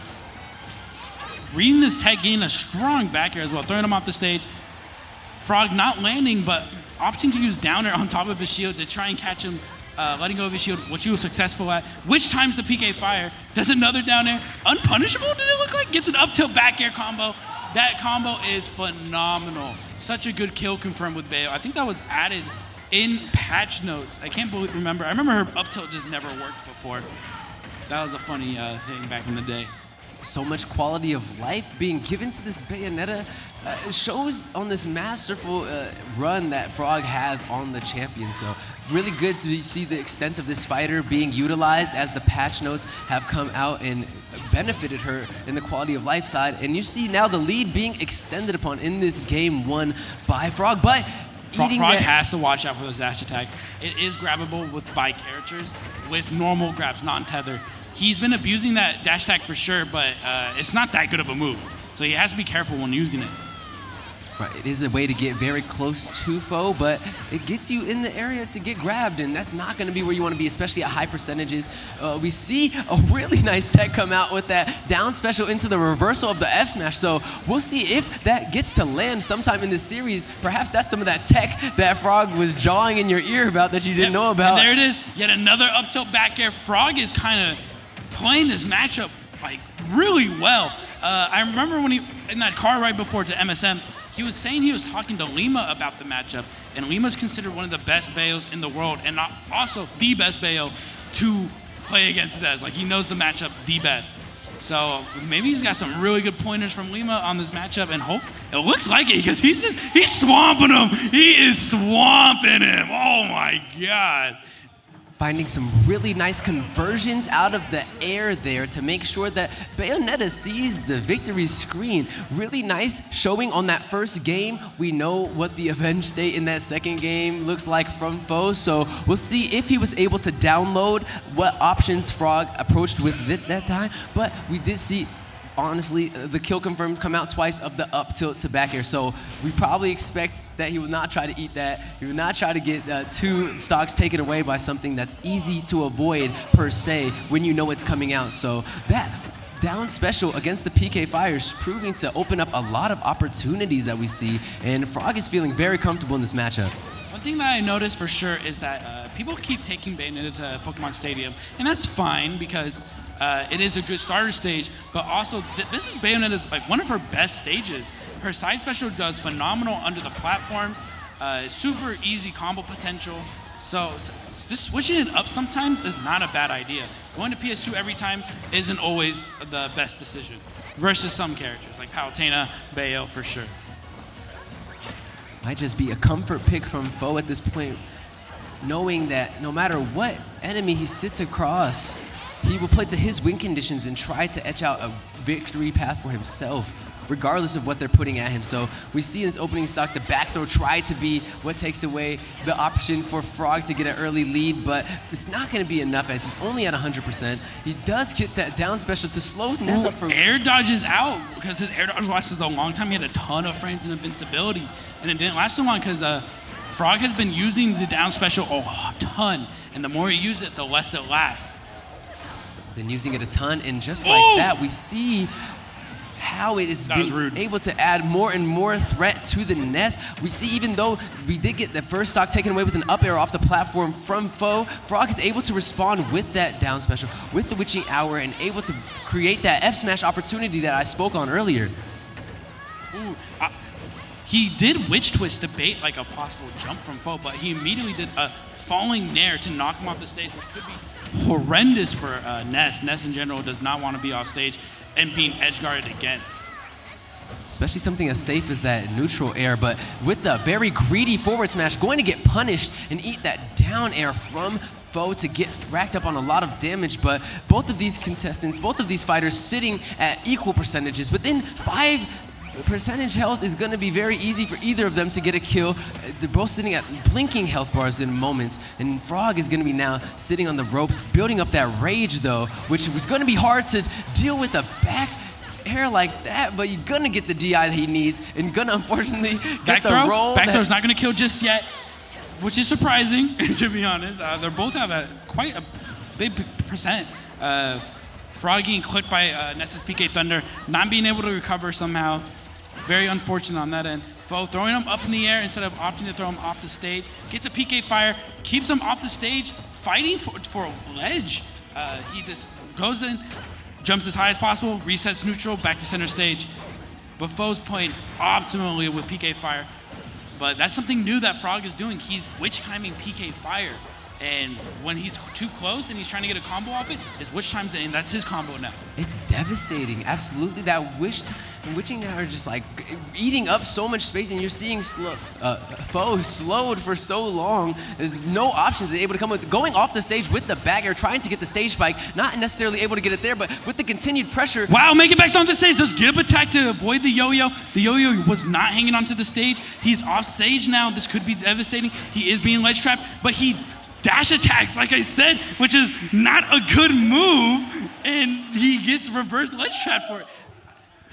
I think people are having a hard time really noticing that, like, it's not safe to put yourself in the corner just like a traditional fighter. You don't want to put yourself in that position because now it's just, oh, my back hit a nair, threw you off the stage.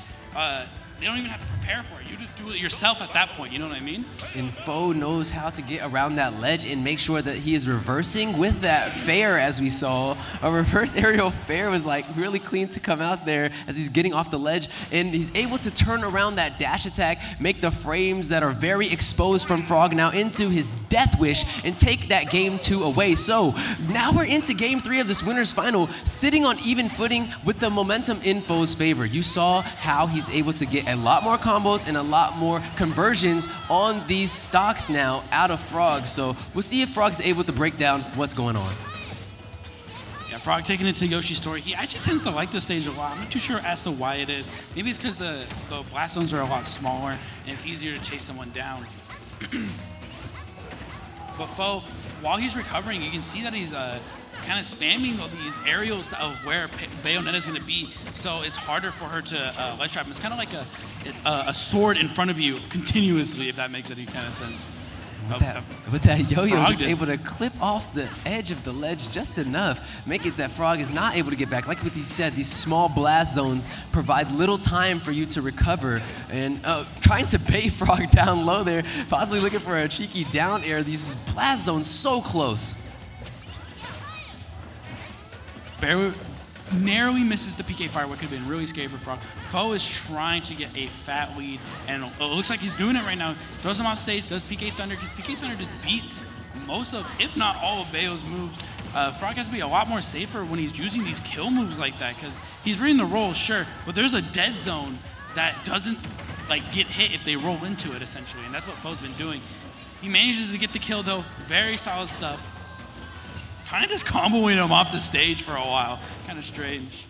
Able to rack up a lot of percentage, Foe was able to do onto Frog, though, in that exchange. So I know Foe is looking for something simple to take this stock away. A dash attack, neutral air, back throw, anything that he can do will honestly take off the life of Frog with how close this Yoshi Island experience can be. So we'll see now Frog able to get nice conversions off on the stock. Foe does have no jump, gets a very greedy fair to break up the approach that was coming in from Frog off the ledge, but just like that, stabilization and able to get back to the center of the stage, fishing for some back airs on shield there, but very expertly timed away from Frog.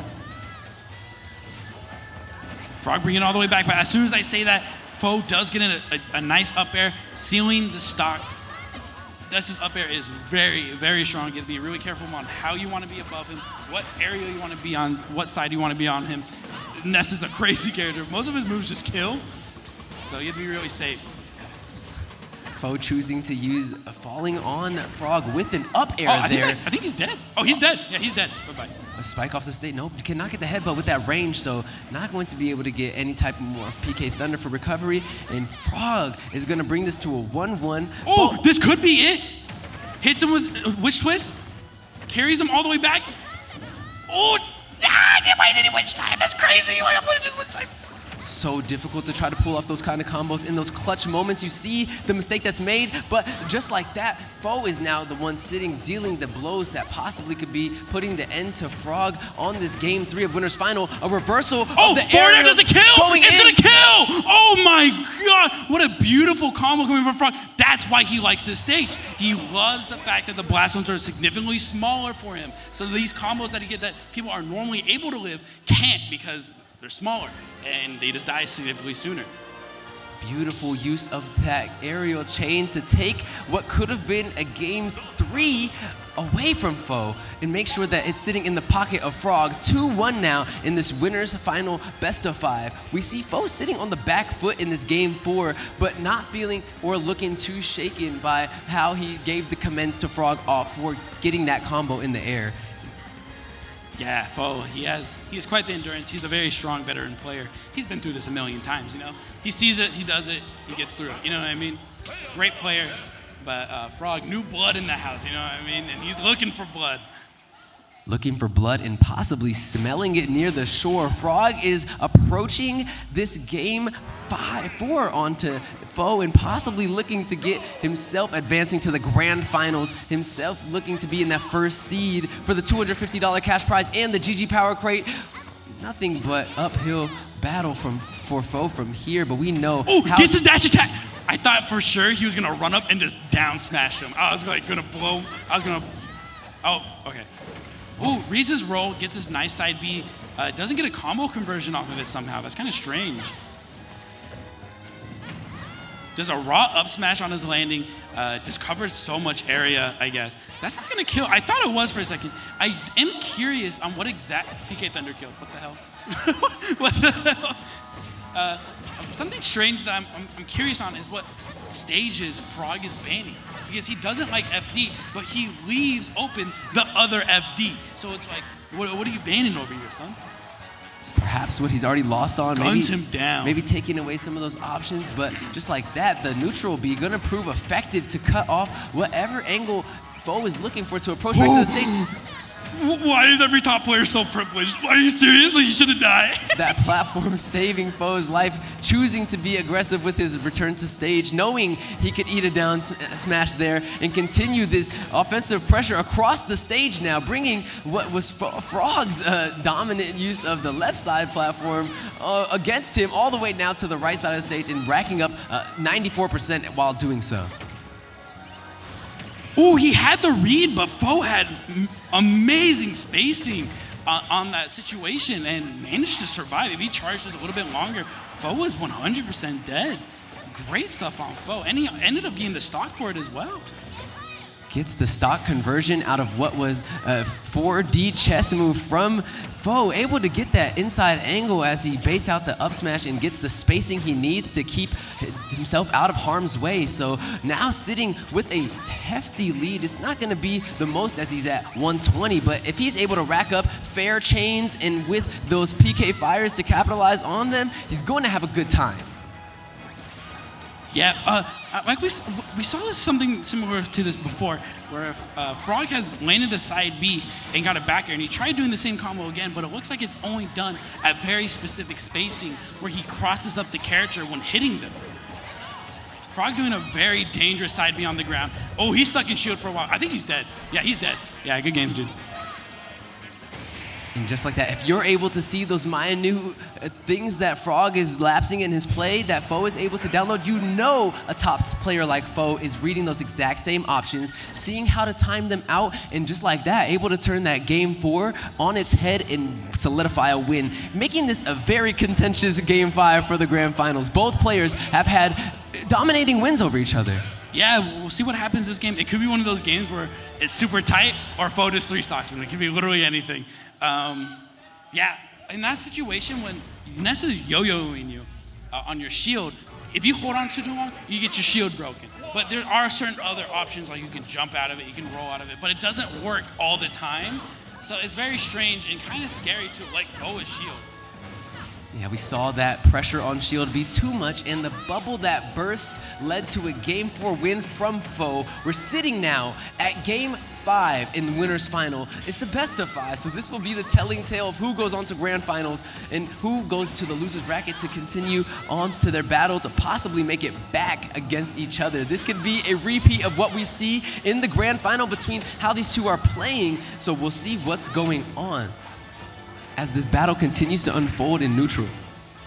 Ooh, if he was just a little bit closer to him, that up air would have confirmed into a back air, and he would have died off the top 100%. Foe, ooh, gets a roll, barely, narrowly surviving. Foe's weird. I don't know why he's choosing to roll rather than just hold shield, but he's getting away with it. It's really good, actually. But he gets an up tilt back air. Ooh, reads his sideburner kick and just does a raw back air.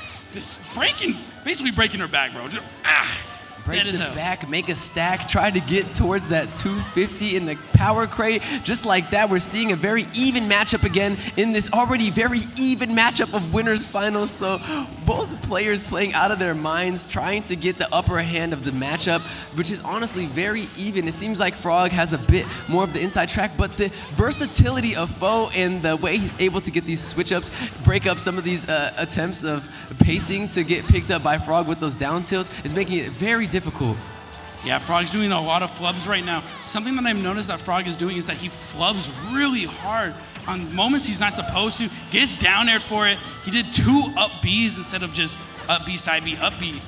Very strange. I'm not too sure as to why that was. Maybe because it's only the option he had. Maybe he didn't have a jump. He had to do a double jump up B. Ooh, misses the up smash. Probably should have done F smash, but that's okay. He's still off stage. Guns him down. He still has jump. You know when Fo starts bringing out those... just throwing out things now, hoping that it kills, and that's something that just won't work. Like it happens sometimes, but that's just signs of desperation at that point. And you just, if the other player's point on point, it's just not going to work. Frog following it with the jump as well as the charge of the neutral B very expertly there, making sure to cut off the float that this character can achieve. But just like that, 104% now racked up onto Frog will possibly put him in the backseat against this final stock against Fo. We see now how Fo can put the burners on this game 5 and continue to expand upon his lead. There is plenty of opportunity for Frog, especially with a very greedy charge in neutral like that, could possibly go into these combos that we've seen Frog be able to pull off in these clutch moments. Opting not to back throw because back throw would not kill right there, and now you didn't want to stale, and this is when he wants the back throw. That's when he wants the back throw and kill him. He chose not to stale it, and that's what happens. Found the back throw at the ideal moment, racking up the perfect amount of percentage before getting it. And just like that, Fo will be continuing on towards the grand finals. Frog doing amazing work so far to make this a difficult battle. The game 5 Fo proves too powerful though, and is going to be sending Frog to that loser's bracket to continue to contend for another chance at that grand final later on. Yep, Frog, I don't think Frog did it before, but He took the tournament over Fo. I don't think it was from loser's side, though. I'm not sure if that's going to take a lot of stamina, is essentially what I'm going to say. If he makes it back to grand final, it's going to take a lot of stamina to win, not only the first set, but the second one as well. Absolutely. You have to win 6 games against Fo, who is playing very clean on this nest, cutting off a lot of the opportunities that Bayonetta was able to pull off in those wins against him, and able to make a lot of switch-ups on those falling down aerials, like able to start doing some falling down up airs and doing some nice conversions of the fair chains into the PK fires, cutting off any of these approach angles that Bayonetta was possibly looking for, and chasing techs also very beautifully. You have to chase those techs if you want to continue on in the finals. Yeah, and Fo's really good at chasing techs, and he has a character that really utilizes it well with like PK fires, up smashes, try to an F smash if he wants to, really. But he has those moves to really maximize it. And sometimes he does this really cool thing actually where he will throw you up onto the platform and he'll down air where you're gonna be, but if you tech it, he has enough time to grab you instead. And it's like, well, okay, relax, you know what I mean? Right, just so many things that he's able to follow up with. He has a lot of tools at his disposal, and Fo is the kind of person we love to see pull it off best. So just like that, we're gonna see Fo get himself another win and get into that grand finals. And until we see who will be contending against him, we are going to get into our own short little break here at Knockdown. So don't go anywhere, just get yourself something, maybe top up your drink and get yourself an extra snack, because we will be continuing on with even more great sets as we get into more Knockdown.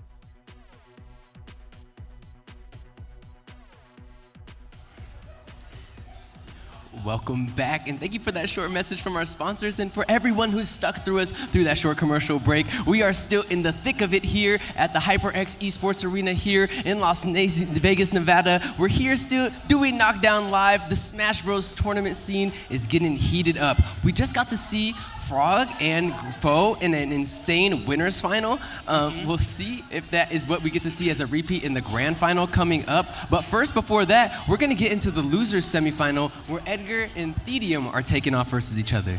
Okay, so if this is semifinals, then that means this is for fourth, right? This should be for fourth.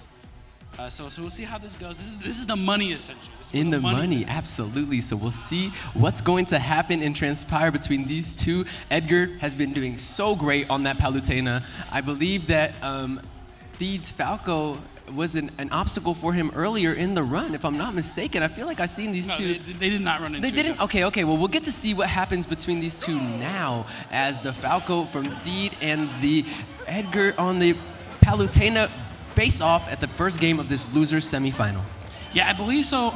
In this game in specific, is that Falco does pretty well versus Palutena. I'm not too sure. I know Grandmaster doesn't necessarily struggle with Theed, but Theed does well versus him for sure. He tends to make the games game 5. He has sets over him, I think. So Theed knows what to do in the matchup. Like, he's pretty comfortable in it. And when I say comfortable, I mean really comfortable, because he just killed him off a forward air. He basically juggled him all the way across the screen with down air into a forward air. Beautiful stuff by Theed. He utilizes that laser so well. Yeah, 2 up tilts, 2 up airs, 3 up airs into a forward air. That's 64%, baby. Call that Nintendo. Those shots look more like points and click than necessarily skill shots that are coming out from the neutral special of Theed. And you see just how much combo potential we've seen from Theed today. Honestly, against every matchup that he's been in, just able to pull out insane strings, which of course on Falco is something that he's very good at doing, but with the DI that we see come in from these top level players, it's difficult to pull off. Yeah, it's very difficult to be pulling off these kind of things. Back throw, still not killing. I'm really surprised. Edgar hit him with a forward smash and a back throw and did not kill, but I guess a dash attack will do it on top of a platform. So that goes well. Run up smash, caught him slipping, basically anti-airs him into a death. Nair into dash attack, back air. Ooh, these tech chases are amazing, but he drops the tech chase, and now the neutral is in Theed's favor, but he, for some reason, puts himself in the corner, and like I said, you don't want to do that. Putting yourself in the corner is really bad. It's a fighting game after all. The corner is scary. You don't want to be up against the ropes, getting the blows from your opposition. And just like that, we see Theed hit a huge reversal and get some nice damage racked up out of the conversion with the up tilt. It's just proving so useful in this matchup as Palutena tries to sit on top of him. Yep, does a great time recovering, holds down just enough so he doesn't poke his head over, but also able to hit the Palutena on the way down. Dude, beautiful back air by Edgar, reading what he's going to do. Nairs him down, can't recover from that. The first of the Nair basically spikes. It's a really strong move that you want to land. Such interesting frame data that comes out from that Nair on the Palutena, and we see now a very even stock percentage, but just like that, we know the momentum was heavily in the favor of Theed in that game, and we see Theed now sitting on the victory screen with that Falco pick. Yeah, I agree, but something that I want to point out is that one, Edgar's an amazing player, right? But he has not played these matchups often, from what I'm aware of. He does not play Falco at such a high level like this, and he definitely doesn't play Bayo at a high level like that. So even though Edgar's really good and he's doing well, I think this lack of matchup practice is really hindering him here, and he's just getting double whammied by it with Falco and Bayo. Yeah, there's two fighters that are definitely you want to know the matchups against when you're going against them. So, unfortunately for Edgar, I'm not sure of his fluency on those matchups and what's going on with those characters, but I can speak to the fact that they have been giving him trouble in this run. And we see now Theed sitting at a lead and already starting to take over the neutral again, which we see once he gets a lead on, is able to convert into some insane damage and really make some combo potential like that possible. Call-outs all over the map. Really strong call-outs. I want to point out, by the way, that Edgar's doing a phenomenal job today. The fact that he got fourth he's in the running for 4th is amazing. I didn't even realize how far he made it into bracket.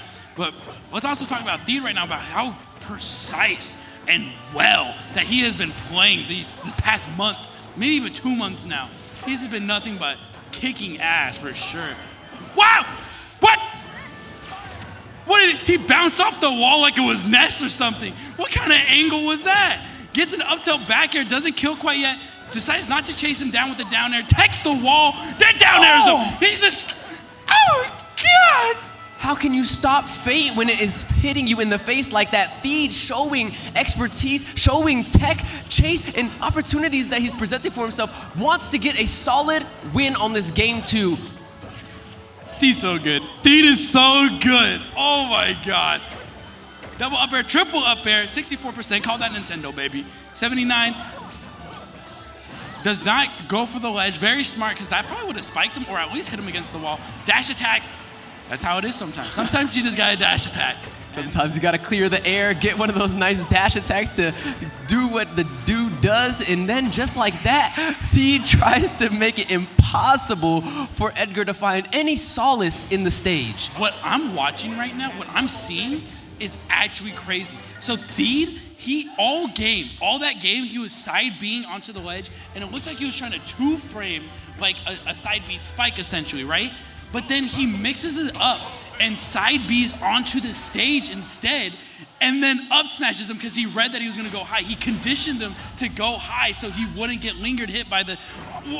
my mind's blown. Theed is so good at this game. Theed is so good. Theed is showing a prowess that I've yet to see on this Knockdown live stage, doing some amazing work through the bracket, even bringing Foe to that game 5. So showing that very, very promising run coming in, doing a lot of great work on this Falco. We'll see what happens as we get into this game 3 of the loser semi, but we're seeing a very dominant placement so far from Theed. Yeah, I noticed that Palutino doesn't have too many great options out of shield versus Falco, because most of his moves on shield makes him low profile really hard. So Nair out of shield isn't too great.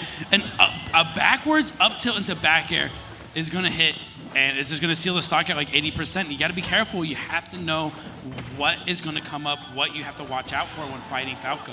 Because Falco is not a character to sleep on like that. You have to not jump. You have to realize how you're supposed to punish specific moves. This is something you have to study for a while. Otherwise, you're stuck on it for a while. Yeah, he can be pervasive in the space and do a lot of things that you feel he should not be able to. Seeing the reflect come out from Palutena to break up that approach coming in from Theed, and able to break it up with that back air, but still not able to kill Theed now, able to try to get that drag down Nair and set up some really clean things, but it's unfortunately going to get denied. He's going to continue to follow up, but the back air he gets as he's trying to follow up off the ledge is going to be the nail in the coffin that takes the first stock off of him. And to be honest, that's okay. That's honestly okay, because that was a solid stock. He got a huge percent off it, and he's still going. He comes back down with invincibility, and he's throwing in hands. Side B's onto the stage, goes high, but you never want to go high versus Powell, or that happens. Down B's onto the ledge, does a fast fall dare, doesn't get the sweet spot, so doesn't get the combo off it. Great DI coming from Edgar, not dying. I saw people dying at 90 from that today, but he chases them down, gets an up smash. The Theed classic. Theed loves the up smash. It's his favorite move in the game, actually. That's gonna. He made that? What? That was a Fox up B. Down throw back air. Not gonna kill just yet, but he's basically juggling him off the stage. That is gonna be a back air. He's dead. Dead as hell. Got him off the map, following him up at every single opportunity he can off the edge, trying to make Theed have a tough time, but we know how deadly Theed can be with this lead of stamina as well as the game lead that he's sitting at. So it's going to be a tall mountain for Edgar to climb to be able to take this stock as well as the next 2 games that would come after it. But just like that, we see the setup from the side special in the back air coming in from Theed. Phenomenal spacing. The only way that I was going to confirm is if he got the end of the side B and he knew that he was going to try to run back. He hit him with it and he gets the back air for it. So that was great stuff by Theed. kind of running house on him, to be honest. That was amazing. They played great that set. So good. So good. The game was close, but the set was 3-0, and like you said, he played so good. The man was unstoppable, had a lot of crazy swings coming in. The use of that up tilt to start to make a lot of opportunities for himself proved to be a lot to handle for Edgar on that Palutena, and just like that, he is sitting, unfortunately, with that double elimination style, not in any further contention on this side of the bracket, but Theed showing why he wants to be deep in this run. Yeah, Theed is playing great today. And this is another interesting matchup coming up, being Frog and Theed. And Theed, I think, actually, now he has a winning record over Frog. I could be wrong. I don't count their sets. But the last time they played like, he's beaten him like 6 times now. And I don't even know they played that often. So we'll see how this goes. I think Frog won the last set, but we'll see. Well, Frog and Theed is going to be about to witness. Frog has been playing out of his mind today, showing what the Bayonetta has in store, bringing so much kill threat onto that Ness as well in the last time that we've seen him. So we'll see what he's able to bring out against this Falco. There will be a bit more reflection opportunities, but when they're sitting in neutral, that demonic fist and those feet that come from the sky and below are going to be so hard to deal with. Yeah, it's gonna be really difficult. So Falco's really good at anti-airing, right? And Bayonetta is nothing but air. So that's why the matchup can sometimes be pretty hard. Falco has all these hitboxes that are straight above him. They combo into like crazy combos. And Bayo is nothing but just chilling above him anyways. So we'll see how this goes. They do have sets over each other, so they obviously both are very well versed into the matchup, and we'll see how it goes. Frog starting off immediately, just running up and grabbing him, super aggressive. And possibly Frog being able to fall onto Theed with some of these options and then be able to break up some of those anti-air capabilities in the up tilt, in the up smash. But we're seeing already how difficult that is going to prove to be. There's such a huge hitbox coming in from that down air, such massive lingering frames on those up tilts and up smashes. And just like that, we see the reversal at least come in from Frog to make this a very back foot situation from Theed. And just like that, super dead. Juggled off the side with the side B pressure and the switch-ups, honestly, such clean switch-ups. Yeah, they were trading left and right over there, and it was looking kind of in Theed's favor, and then Frog just turned it around. He finally gets the up smash. Theed actually read 2 rolls with his up smash, but he let it go too early, so he didn't get them. Showing how that fair there can deny any opportunities for this Bayonetta to get from stage. But the reversals that we see coming in, this is going to be a very difficult fights to cast, as it seems that one person gets in a situation, but they often turn it and make it in the other person's disbenefit. Bayonetta. The fact that they're just hitting each other with like one move and killing each other is actually kind of insane. All right, they reset the neutral. You have to be safe. You can't touch Bayonetta's shield. That's like #1 rule, 2000. Don't touch her shield. It's hers. Don't mind your business. You know what I mean? You're not breaking it. That's his 3rd time touching his shield. Now look at him, 96%, and he looks silly doing it. Especially getting it racked up. What? I said that earlier. Actually, I'd never seen Witch Twist get beat before, but Gibbles did it earlier. So maybe it's not as strong as I think it is. Maybe it's a lot smaller than I thought. And just like that, we're seeing Theed run away with what was the momentum being built up so convincingly by Frog, getting an insane conversion on what was a mid-stage down throw. And just like that, we're seeing it now reversed back into the favor of Frog. A back air will be what solidifies that Game 1 win in Frog's favor. Yeah, Theed almost brought that back, and he was doing a really good job at it, but he forgot rule #1. Don't touch her shield, and he died for it. You have to be careful. Getting those combos out of back air with Bayonetta seems a lot easier than it seems as up B, and then you go into the perfect position for side B and it crosses you up and get back air. So you have to be very aware of that. And when you're in a situation where you have such a high percent, you have to do everything right. So when you break rule #1, you're not getting away with it. You know what I mean? Yeah, you cannot break those essential rules to the matchup. We see how agile this Bayonetta can be as she elusively ducks the neutral B checks that come out from Theed at the opening of the game. But just like this, we see already Bayonetta starting to run away with at least the percentage lead that honestly has been going back and forth between these two. One time it will be Theed leading with the aerial chains. It gets denied by Frog though, and then somehow he's the one hitting the blast zone. So we'll see if the opportunity arises for Theed to reverse the narrative that has been started by Frog, already sitting 1-0 in this losers final. But there already is beginning to kill percentage on Theed, up tilt into that back air like we've seen so often. These throw conversions that can become so deadly. Tries to chase off the stage there to deny what was that Falco recovery, but is unable to come up with anything. Yeah, he had too much rage there to get the back air, but if he had a lower percent on himself, I think that back air would have confirmed and definitely killed. He also whiffed a down air. He didn't whiff it, but he didn't get the sweet spot of his down air, so it didn't kill. But right now they reset neutral. They're chilling. They both do absolutely horrible options, but Frog's was less horrible. But he gets the up smash, manages to clutch it out, get the first stock. Theed takes the early lead on that up smash, and just like that, we'll see him convert it into a lot of damage, which, just like we said, he starts the combo, but is somehow getting on the back foot with it. A very beautiful, perfect parry into exactly what we said. Up tilt into that back air, confirms the kill, gets equal footing on this game too, and just seeing how the matchup can be so volatile between these two. He gets the up tilt, gets the down air, but doesn't get the sweet spot, so he doesn't get the combo after it. Frog gets his own combo now. He's juggling to the left side of the screen. Doesn't quite get it. He reads the air dodge, but he reads the wrong air dodge. There's 5 of them now, bro. Come on, you gotta step it up. Many options to cover, and just like that, we see it stabilize just for a moment. Frog trying to get the edge of that massive boot to clip onto the Falco. Goes for the greedy F smash we saw so often in the Nest fight, but does not get anything but a massive punishment from Falco. Does get the inside track back on the stage, denies him that supersonic speed back to the stage, but great up smash to punish Afterburner Kick, because Afterburner Kick isn't safe on shield versus some moves, and something special about Falco is that his up smash is intangible on his legs. So he was able to get a really strong punish off of that Afterburner Kick. Ooh, reads another one, gets a nair this time. Up tilt, forward air, 61%. Solid percent lead right now. But he still has to be very careful. You don't want to get back here. That's like our main kill option. You also don't want to get randomly F smashed.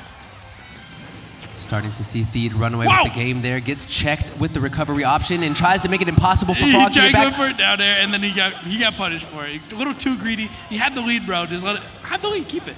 It's okay. Very greedy when it is your loser's final experience. This is the last chance you'll get if you are knocked out after the game that concludes after this one. There is, of course, that comeback potential. There is the reverse sweep opportunity that is provided from a best of 5, but offering Frog the option to be sitting on 2-0 for those next 3 games is not something you want to be giving up to him for free with greedy options. Yeah, and speaking of greedy options, he just random and did an up smash, which is one of Falco's weirder kill options, but thankfully he did get a strong back air. Finds the strong back air, taking away that narrative that I was so grimly starting to describe and bringing that 1-1 even scoreline to this loser's final. We are at least in for 2 more bouts between these fighters. We're at least in for 2 more amazing games on this amazing venue that we are here enjoying. And just like that, we see the exact same combination, exact same matchup that they feel very comfortable running into each other, locked in again. All right, here we go. Game 3. They're sticking on Pokemon Stadium. I'm telling you, bro. Versus Bayonetta, it's okay to switch it up. Switch the stages up, bro. Trust me.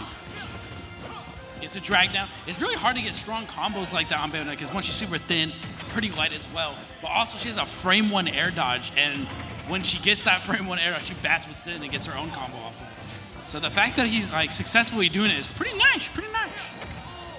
It is nice indeed. Nice to see these 2 fighters going absolutely insane to get better placement on that cash prize. Try to get into the bout against Foe, who is awaiting so patiently for them in the grand finals.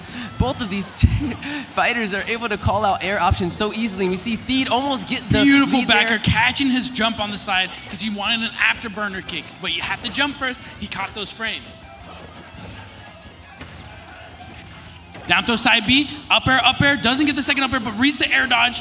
Ooh, but he gets which time he will die for it though. That was a fresh down special. Super fresh which time. That means he was in it for like 10 years. Had so much time to go down and made it look like it was enough time to do more than it even did. Probably throwing a few jabs and extra three mirages or something to get around the feed. Slowed down train was going on, but just like that, gets the up smash and gets unfortunately taken away again to the blast zone. Now sitting down a stock against Theed, who has been picking up the pressure here in game 3. Yeah, Theed making a crucial mistake there. People get really scared when Bayonetta side B's their shield, but she can't do the second hit of side B if she hits your shield. So lots of people like try and spot dodge it, like what he just did, and nothing comes out, and then they get punished with something bigger. Gets F smashed at like 83% and dies relatively early because Falco is a super light character. He's like a fox. He's not as light as Fox, but he's up there. He's pretty light. And Bayonetta is light too, but whoever is behind that fist is a beefy boy who was looking to have some bird for dinner, catches Falco out in neutral and gets him sent far to the right side of the stage, evening out the lead that was getting built up so heavily from Theed. And honestly now, the momentum has shifted heavily in Frog's side, sitting with a nice combo opportunity, but is gonna get, unfortunately, fallen out of, not able to continue latching him into that. Yeah, Theed's making those crucial mistakes of side B'ing into his shield. It's super easy to punish for Bayo because all she has to do is up B, and that's her main combo starter. Ooh, Theed making a big mistake. Definitely shouldn't have held down. Should have just grabbed ledge and called it safe. Tries to go with that jumping charge of the neutral special the way. But they're both in a very dangerous zone right now. A grab from Theed is going to kill, but he makes such dangerous mistakes when he has such safe moves. There it is. Side B up smash. Yep. Like I said, please listen. Everyone, please listen. Don't do something stupid if you're at a high percent. Theed almost super through, but he clutched it out. He held his composure, managed to keep it together, parried the side B, and up smash for it. Great stuff by him. Frog had the win lined up. We saw the up tilt connect, but Theed was at 133, so his blast radius, his knockback radius was too far for the confirm of getting that back air. Theed was out of reach for Frog. He could not get that back air, and we saw how him starting to reach for the opportunity since he already saw it in his eyes ended up being his downfall. Theed is able to take a nice shield option and get that up smash to solidify game 3. So Frog does have the win in pocket. Frog does know that he can win this game, but with the Theed onslaught of comeback potential that we're seeing just so prevalent, a down smash there to check him at the ledge is going to be a very telling tale how Frog feels in this game 4. I don't know if that was a 2-frame or a re-grab. I completely missed it, but good stuff on Frog for recognizing that situation. Frog whiffing a grab. Frog gets punished quite a lot for whiffing grabs, and I can understand why he goes for them so often, because his neutral's kind of just like, it's either side B or grab, you know what I mean? So you have to like really pay attention to those two kind of things. Oh, he catches the side B, but he does make back on stage, but he has to get hit. He has to get hit, gets punished for it. A little bit of punish coming out, but we're seeing how Frog is trying to get under the stage to take care of what is a very greedy response from Theed, following him off the stage, baiting him at the ledge and trying to get a stage fight, able to do so, and gets a huge lead now in this game 4. Yeah, that was an amazing play by Frog. He kept him off the stage multiple occasions, and he managed to avoid the side B. But Theed was able to get the stock. It's not completely out. This matchup is very strange when it comes to killing, or like they kind of like similar combos in a way where they both start from up tilt, but their Theed or Falco in general just has an easier time kill because he has so many different options, and Bayo kind of has like the same 2. So this isn't completely out of the ropes for Theed, but Frog is playing great right now, keeping it safe. He side B's the shield. You got to be safe. Can't be doing that. Up tilt tries to get a cheeky kill with a charge up smash. But no dice. I don't even think that would have killed. He was at 50. That'd be crazy if he died. Forward air is going to kill. Super high percent. You're donezo, bro. You're donezo.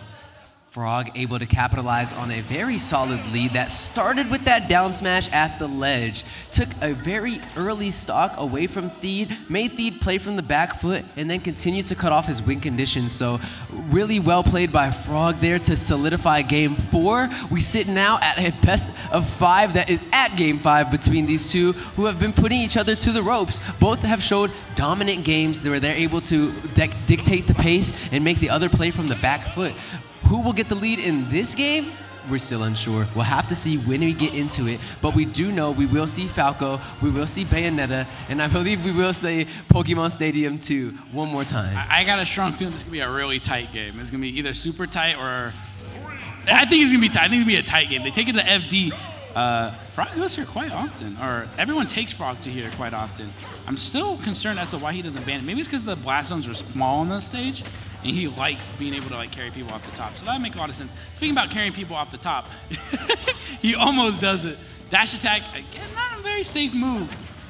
Started the pace off right, trying to send Theed the message. This is my game 5 energy I'm trying to maintain. This is my pace I'm trying to get into a chance to get redemption at foe again. But Theed is trying to just get a shot at him in general and make sure that he is the one that can make foe feel the wrath of the Falco, get inside of the pocket with him. We don't know who will get there, but right now it is just like you said, such an even exchange between these two. Ooh. Falco with the greedy fair was not greedy at all. That was smart. That was super smart because he knew that he had his side B to recover, so he covered it with a forward air. And the reason why it was super smart was because it had multiple hitboxes, so it made it super difficult to tech. Super smart by Theed. It was a little risky for sure, but not greedy. Very smart. Yeah, tough tech, and definitely you're saying that multi-hitbox playing in his favor, especially with that tech. So did have other options, but makes use of that fair and makes it that Frog is not able to tech the stage, not able to stay on, and has to make a little bit of ground up already, but just like that was able to do so, and it's already sitting only sitting at 30% deficit and getting some nice combos onto Theed.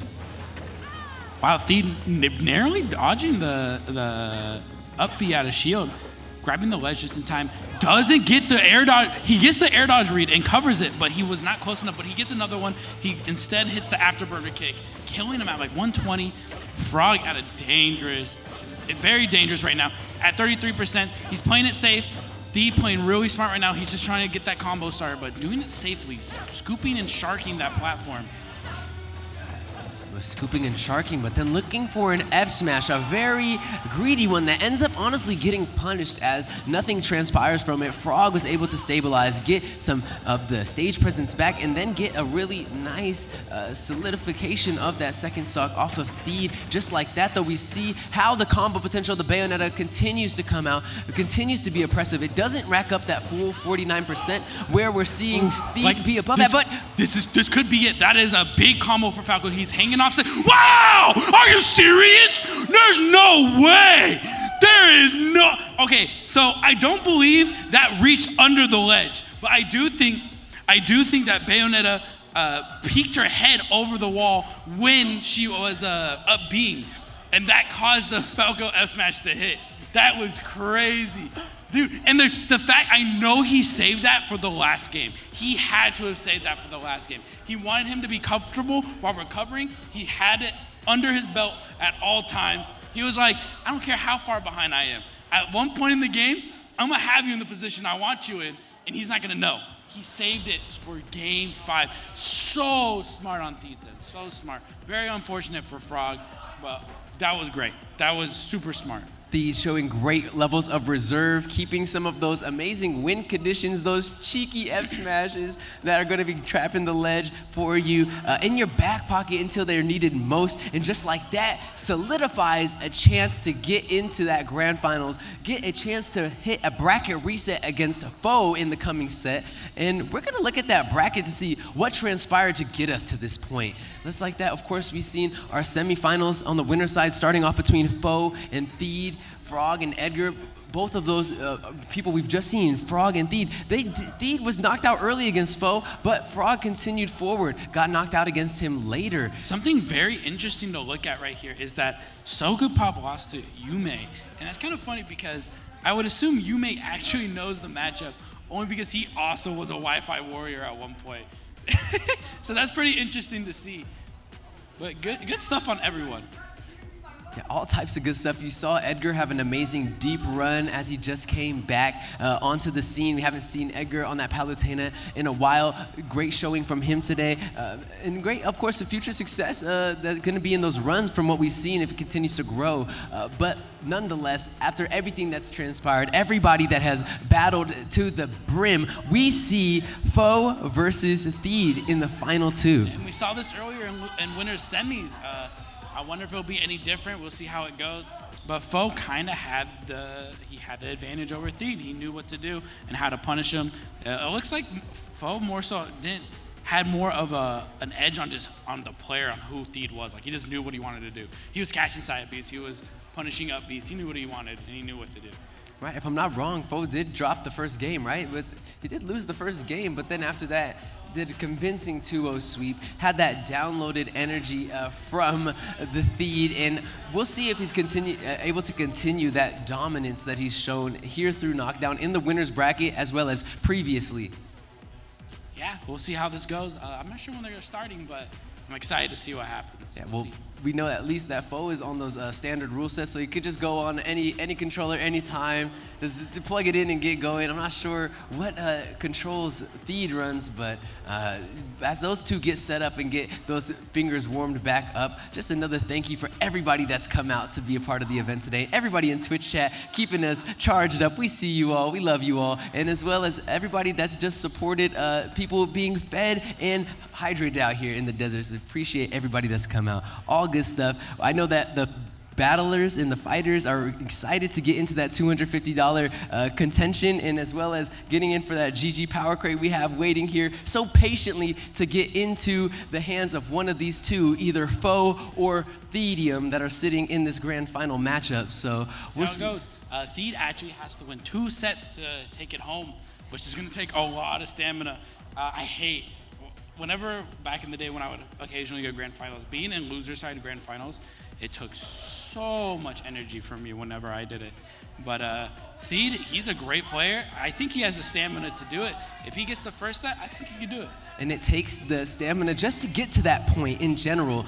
Theed has had to go through a lot of very high level opponents. He's had to deal with very different skill matchups, and none of them as daunting as the task that sits in front of them. 6 games away from the man, the myth, the Foe, the legend, is sitting here, of course, in game 1, going to try to get a good read on what options are coming at him. We've seen Foe throw away game 1s. I wouldn't say throw away, but at least take the time to really weigh out his options before going full attack mode and taking a lot of the things that you were winning with off the plate. Yeah, I love how these games start out when one player just takes control and the other one just says, I want it too. And then they just start trading percent like that. But up smash not killing, surprisingly. They get a pretty nice charge on it too. Back throw gonna kill. Like I said, Falco is light. That would kill some other characters, but Falco, pretty light. So it's gonna happen.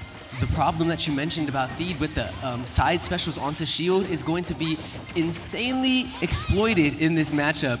It leaves the biggest opening for Foe to grab you. It leaves an insane amount of kill pressure open for these down throws into all types of aerial situations. You see them back-to-back throwing out smash attacks there. The yo-yo proves too powerful on the shield and bats Theed out of his shield for now. And unfortunately, you see the pressure devastating that this ledge trap from Foe provides. Yeah, almost a super devastating combo by Foe.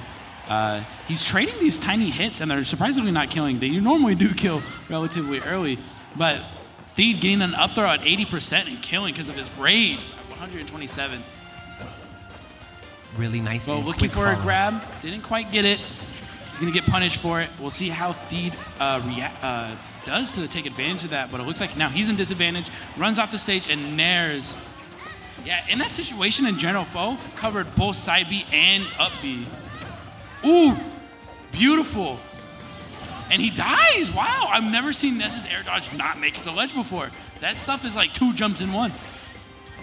Stun is absolutely insane. We saw the double nair follow-up from Foe take the life of Theed, and just like that, a very greedy air dodge that unfortunately was misdirectionally inputted, or just trying to avoid the danger, hopefully trying to get a PK rocket that could bounce off the stage and convert into something else. But it's not going to be the case, and Foe does sit equal in stocks, but trying to get a meaningful lead with this most recent conversion.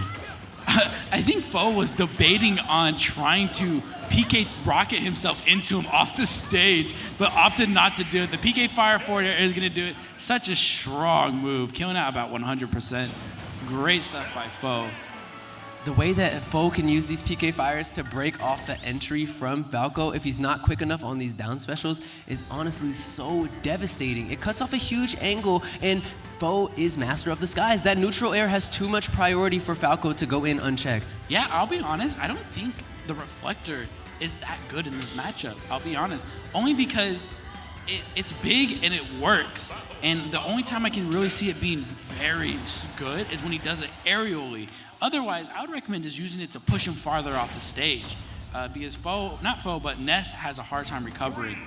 Have some opportunity as well, maybe to reflect the PK Thunder and take away that condition for him to get back on the stage if possible. Yeah, if you could do that, I'd be awesome. That's a really great denial of the recovery tool that Foe was able to use very quick, but the problem is you expose yourself to then taking the full brunt of a PK rocket. We know how quick that analog stick turns for Foe in order to direct that PK Thunder that eventually turns around and has you in the pace you don't want to be, trying to reflect the PK Thunder you had no business following off the stage. So We'll see if the opportunity ever does arise, but it is an option. It also, like you said, that reflector, it makes the PK fire become Falco's, but it's easily absorbable by Ness at that point. He can sit back and use the big radius of the down special to get a lot of health back from his PK fire. So Theed did a really smart option, to be honest, in that when Ness is recovering from the stage, they like to push out a forward air in front of them.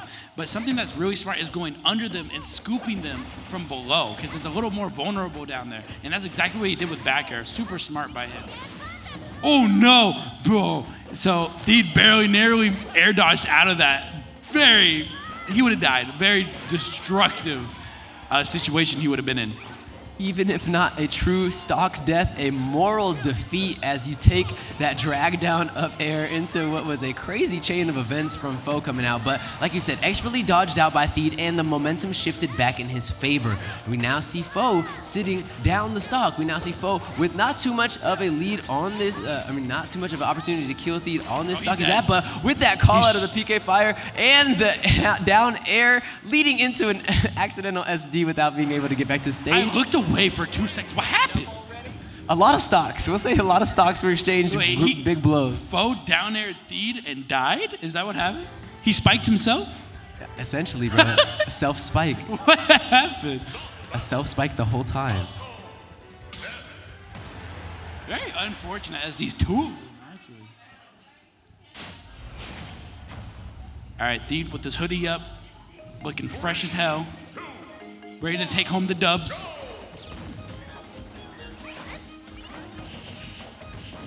Drag down forward air. Gets him with these signature Theed combos. Doing great, 55%, but now it's Foe's turn. 23, 28, are they gonna make it even? No, not quite. All right, Theed has to play it safe. Doesn't opt to down air hit the PK fire, because PK fire is surprisingly really safe. Very safe indeed. It doesn't have too much of a cast time, and it covers a huge angle of approach. We're seeing Foe now be very comfortable getting some grabs and cutting off the options for Theed to get back on stage, and then ultimately following him all the way center stage with the up air, getting that first stock off on this game 3. Yeah, Foe's fit advantage state is super solid, really scary, especially as Falco. This matchup as Falco looks kind of bad. I'll be honest. Yeah, he's just being edge guarded. Doesn't choose the yo-yo. This edge guard is looking terrifying. Gets the up smash. Not fully charged, but quite there. Didn't kill. If he had a little bit more percent, that definitely would have killed. Ooh, just runs in dash attacks. Very brave of Theed. Foe looking to get that fair as in later sets, I want to start seeing Theed do more down airs after the PK Thunder when they're much more easy to hit, because the beginning of PK Thunder does have invincibility, but the later hits of it doesn't. So when it travels after a while, it's safe to down air. So I want to see that at some point. Kissing Foe off the lip of the stage there twice with the down tilt. Mwah. Very clean with that, making sure that Foe is not going to be able to extend this lead any further as 114 off the stage. The huge battle between the two. Of course, it seems to go in Foe's favor. This man in every unorthodox exchange finds the path, finds the solve to the puzzle that is going to lead him into that advantageous spot. So we see Theed now on a one stock disadvantage. Foe switching up that mix-up to make it very difficult for Theed to get the grip on him, and we see at least a bit of stability coming back on the side of Theed.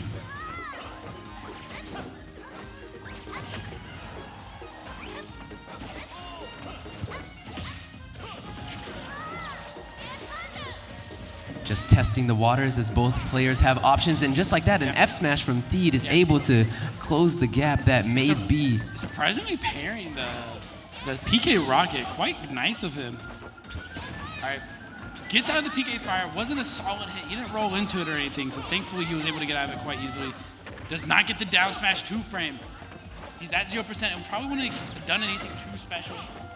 Gets the drag down combos, barely whiffs, techs a grab, thankfully, otherwise he would be dead right now. Theed looking solid right now, hopefully able to bring this back, not quite. Foe gets the nair, he's off stage now. Very dangerous situation for Theed right now. Gets the nair, barely lives, gets hit by PK Thunder.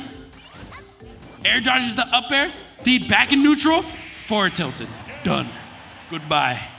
The quick foot that is the forward tilt from Ness coming out, getting yet another stock in this tournament run here at Knockdown. And we see now Foe advance to a game, set, match point in this grand finals. Fighting as Falco versus the floaty must be so hard to come back from, especially when you have rage like that. It must be very difficult to continue your combos when they're one. It's hard for them to connect to begin with. Now you have rage, so there's another factor that's in to continue your combo. So I can definitely see it being difficult to come back in a situation that D was in that kind of scenario. And we see still how Foe is able to cut off these approaches. He's leaving so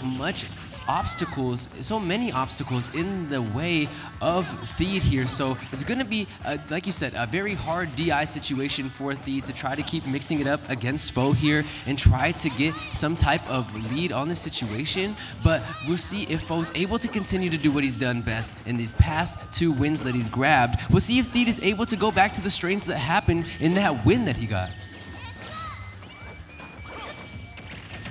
Theed going for it down air, didn't quite get it. He's getting reverse edge guarded now. Theed getting the landing hit at forward air, but he keeps throwing himself off stage, which is very scary. He needs to be more precise on how he does things like that. Does not punish Foe for just staying there in PK Thunder. He must have been scared that he would turn the PK Thunder around for a PK Rocket. Foe continues to find some throw opportunities, getting these grabs, showing that he does have the frame knowledge of where you will be at any time, and grabs a cheeky nair as falling back to the ledge. No, that wasn't a nair, that was an up air. Oh. So he down aired, when Theed down aired, he did up air instead, because Ness's up air is intangible, and the last hit kills.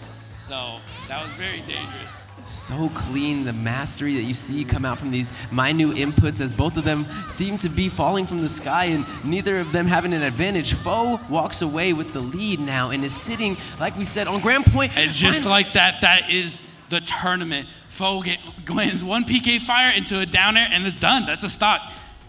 Absolutely kills you at 0. Huge. We didn't get to see necessarily one of the craziest, flashiest endings from Foe, but a flashy ending nonetheless.